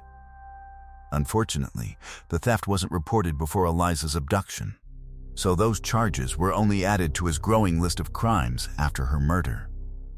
In the end, Cleotha remained behind bars while facing multiple criminal trials. The first centered on Eliza's assault, and in May 2024, he was sentenced to 80 years in prison. After that came the murder trial for Eliza. Prosecutors initially pursued the death penalty, but eventually offered him a plea agreement. If he admitted guilt, he would receive life in prison without the possibility of parole instead of facing execution.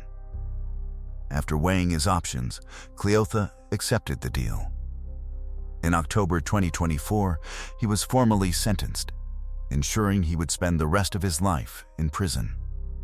Although he escaped the death penalty, he will never again have the opportunity to harm another person. Ultimately, the case became another painful reminder of how early release policies and years of investigative inaction allowed a dangerous repeat offender to remain free and continue committing violent crimes. Despite numerous warning signs that should have kept him behind bars, the community chose to honor Eliza's memory in a different way. Thousands of people gathered to run the same route where she had been abducted, completing the journey that she was never able to finish. Let me know your thoughts on this case in the comments below, and if you enjoyed this video, don't forget to leave a like. Let's move on to the next case. A devoted single mother of 2 vanished without a trace under highly suspicious circumstances, leaving behind a series of unusual text messages that immediately made her family fear something was terribly wrong. Police wasted no time opening an investigation, but as detectives uncovered more contradictions, the mystery became increasingly complex. What first appeared to be a routine missing persons case quickly transformed into one of the most shocking criminal investigations the United Kingdom had seen in years. Katie Kenyon was born in 1983 in Burnley, England, where she grew up with her 2 sisters. The 3 shared an incredibly close relationship, and from a young age, Katie was known for her warm heart and selfless nature. She was always the first person to offer help whenever someone needed it. As she got older, Katie married and became the mother of 2 children, a son, and a daughter. But after her marriage came to an end, she found herself raising them alone. Money was often tight. Working as a social care worker, she earned just enough to get by.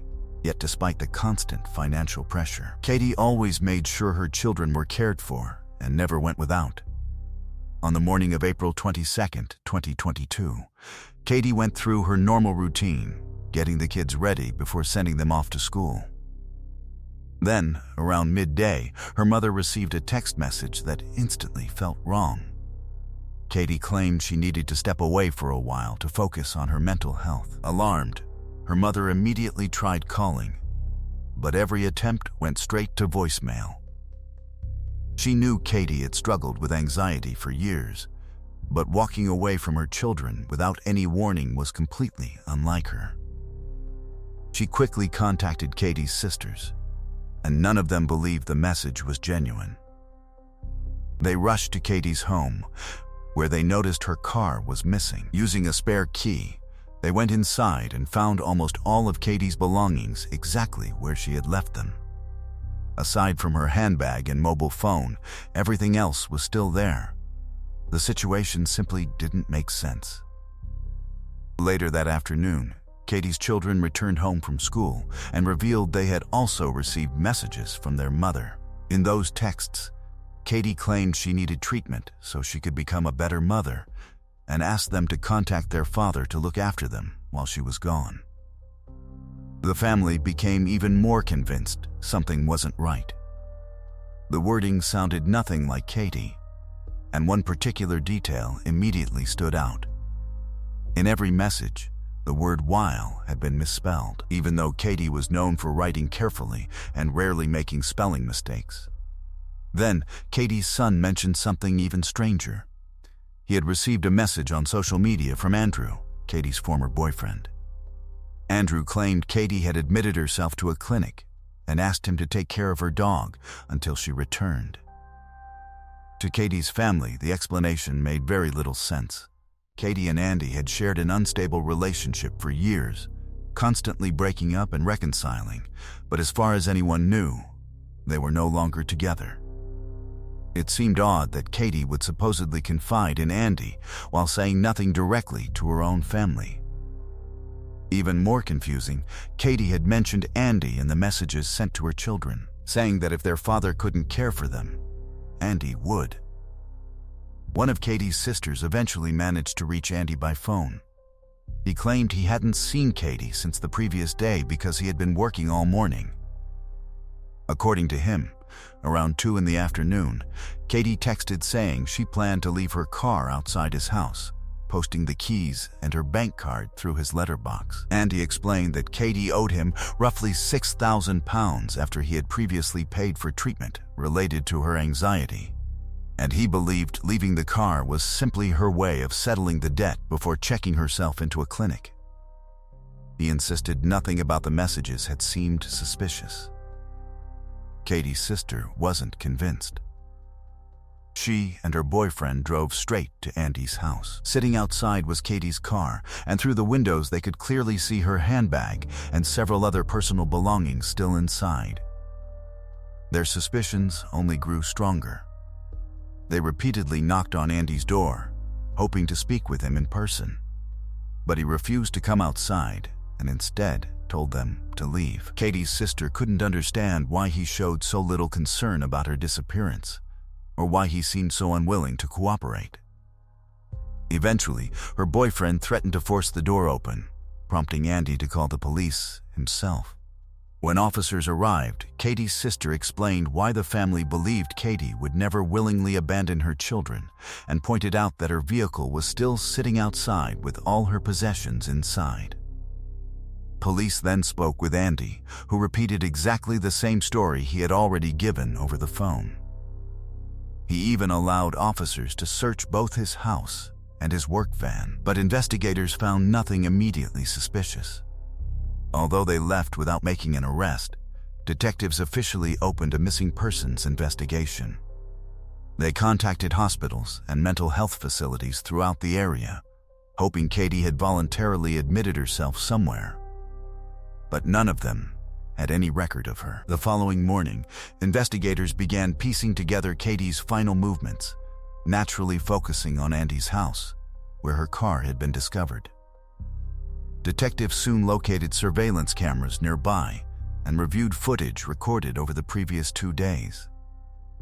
Video captured on April 21 showed Katie arriving at Andy's home, smiling, kissing him, and climbing into his van. At first glance, everything appeared perfectly normal. But footage from the following morning told an entirely different story. At approximately 9:20 in the morning, despite Andy claiming he had been at work when Katie supposedly dropped off her car, surveillance clearly showed Katie arriving in her own vehicle before getting into the passenger seat of Andy's van, with Andy himself driving. Detectives immediately traced the van's movements using traffic cameras along nearby roads. The vehicle briefly stopped at a McDonald's before continuing toward a secluded wooded area. Eventually, it disappeared from surveillance for nearly an hour. When it finally appeared again, only Andy remained inside. Katie was nowhere to be seen. Investigators then turned their attention to Katie's mobile phone records, hoping the digital evidence would reveal what happened after the van disappeared.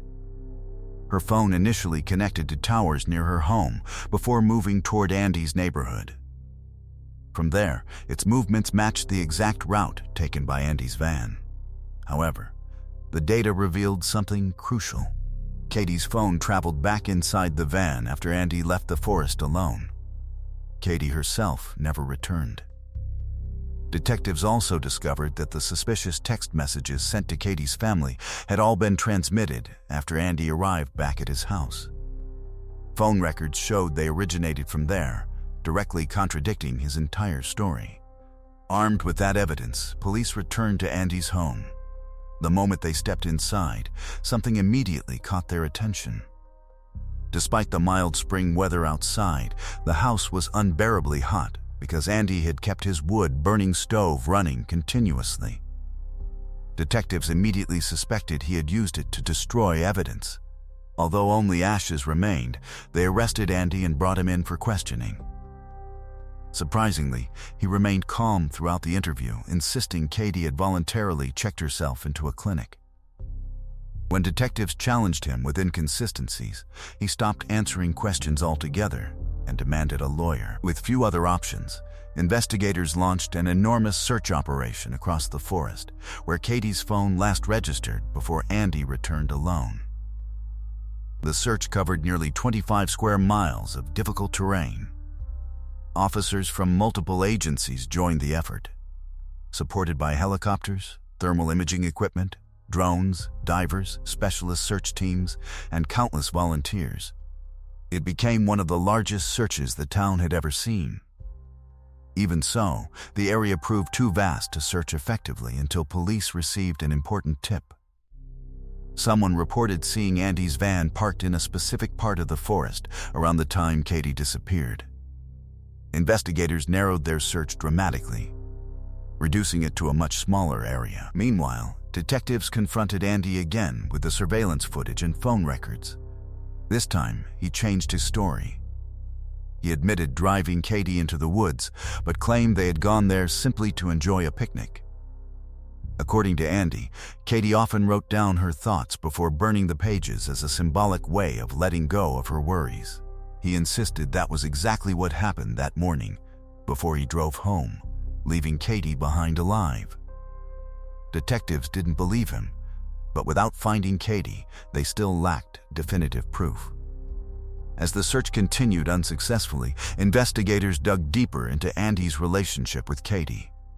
Family members described him as controlling and manipulative. He constantly criticized how Katie spoke, behaved, and even thought. He frequently used her anxiety against her, dismissing her concerns by claiming she was mentally unstable. Although Andy initially paid for her anxiety treatment, the relationship steadily became more toxic until Katie finally ended it. After the breakup, Katie believed Andy slashed her car tires, although she never reported it. Months later, she received court papers stating she owed him £4,000 for the treatment expenses. As legal costs mounted, the debt eventually climbed to £6,000, placing enormous financial pressure on her. Katie feared losing her home and repeatedly told relatives she was terrified of Andy. She even warned her sister that if anything ever happened to her, Andy should be the first person police investigated. Yet only weeks before she disappeared, Andy contacted Katie claiming he regretted taking her to court. He promised to cancel the debt, cover all additional fees, and repair the damage between them. Katie believed him, forgave him, and the pair reconciled. Investigators later uncovered the truth. The day after making those promises, Andy secretly contacted debt collectors and instructed them to increase pressure on Katie, hoping to make her more dependent on him. Weeks later, he falsely claimed Katie had assaulted him and urged collectors to pursue the debt even more aggressively. Whenever Katie became frightened, Andy reassured her everything was under control, while simultaneously convincing her she was overreacting because of her anxiety.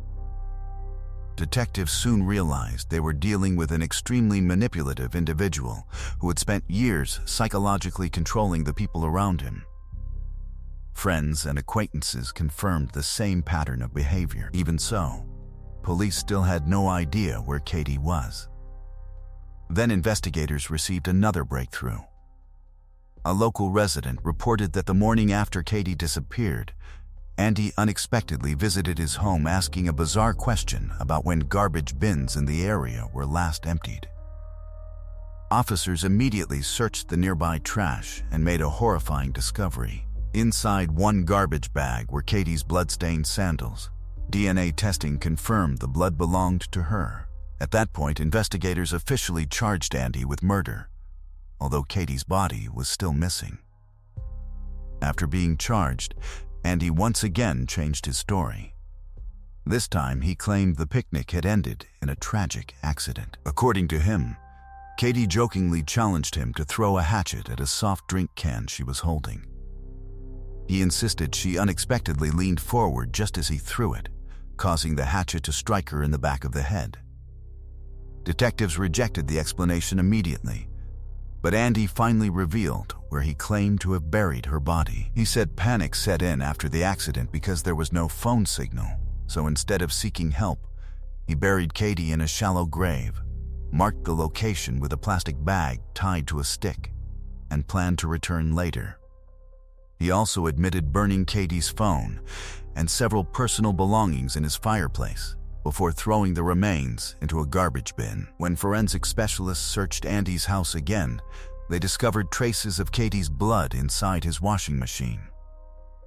Search teams focused on locating the plastic bag marker, but still couldn't locate the grave. Meanwhile, detectives uncovered even more disturbing evidence. Andy had been secretly communicating with numerous women through dating websites and was actively pursuing another relationship. He even told one woman he owned multiple properties and discussed moving to Scotland with her. But investigators made an even bigger discovery after analyzing his phone records. GPS data showed that the day before Katie disappeared, Andy drove to his parents' house, borrowed a shovel, turned off his phone for nearly 90 minutes, and traveled into the exact same forest. Detectives concluded he had likely dug Katie's grave before killing her. Digital evidence also revealed that after murdering Katie, Andy used her phone to send messages to her family while texting another girlfriend from his own phone to cancel their date. Inside his Notes app, investigators found draft versions of every fake message Katie supposedly sent. Forensic analysis showed Andy had been editing those drafts for weeks, carefully copying Katie's writing style. Even the same misspelling of the word while appeared throughout the drafts. More importantly, investigators discovered those notes had been created over a month before Katie's disappearance, proving beyond any doubt that the murder had been meticulously planned. When detectives confronted Andy about visiting the forest the previous day, he claimed he had only been walking his dog. Search teams eventually located the plastic bag tied to a stick, but still couldn't identify the grave itself. Finally, investigators brought Andy back to the forest and ordered him to point out the burial site. He led them directly to a location search teams had already examined several times. The burial site blended seamlessly into the surrounding forest. The ground looked completely untouched, with no disturbed soil or any visible indication that someone had dug there. Officers later admitted they never would have located it without Andy leading them directly to the spot. As forensic investigators carefully began excavating the area, they eventually uncovered Katie's body. What they discovered next made the case even more disturbing. Andy had buried her beneath a dense network of underground tree roots, creating an incredibly well-concealed grave. Geological experts later determined that digging it would have taken several hours and almost certainly more than one visit. Andy had even removed and replaced the layers of soil in the exact order they originally lay, making the grave appear completely natural. When forensic pathologists carried out Katie's autopsy, Andy's version of events immediately fell apart. His claim that her death had been caused by a single accidental blow wasn't even close to the truth. Katie had been struck 12 separate times in the head with a hatchet. At that point, detectives had no remaining doubts. This wasn't a tragic accident, it was a deliberate, carefully planned murder. With the overwhelming evidence now in hand, prosecutors began preparing for trial, although one major question still remained unanswered. What was the motive? Investigators believed Andy had never accepted the end of their relationship. After Katie left him, his wounded ego and growing resentment slowly turned into obsession and eventually into murder. When the trial opened in November 2022, Andy initially pleaded not guilty, but only 3 days into the proceedings, he unexpectedly changed his plea and admitted to killing Katie. Although he accepted responsibility, he never gave Katie's family the explanation they had spent months searching for. Even so, his guilty plea secured a conviction. The judge sentenced Andy to life imprisonment, ordering that he serve a minimum of 32 years before becoming eligible for parole, and describing him as an extremely dangerous individual. While the court proceedings were finally over, many questions about Andy himself remained unanswered. Given his history of manipulating women, maintaining multiple relationships at the same time, and controlling those closest to him, many people believe Katie may not have been the only woman he targeted. Everything investigators uncovered pointed toward a man consumed by control, someone who seemed to take pleasure in deceiving, intimidating, and psychologically abusing women. Tragically, Katie became the one who ultimately lost her life. Let me know your thoughts on this heartbreaking case in the comments below, and if you enjoyed the video, don't forget to leave a like. Thanks for watching.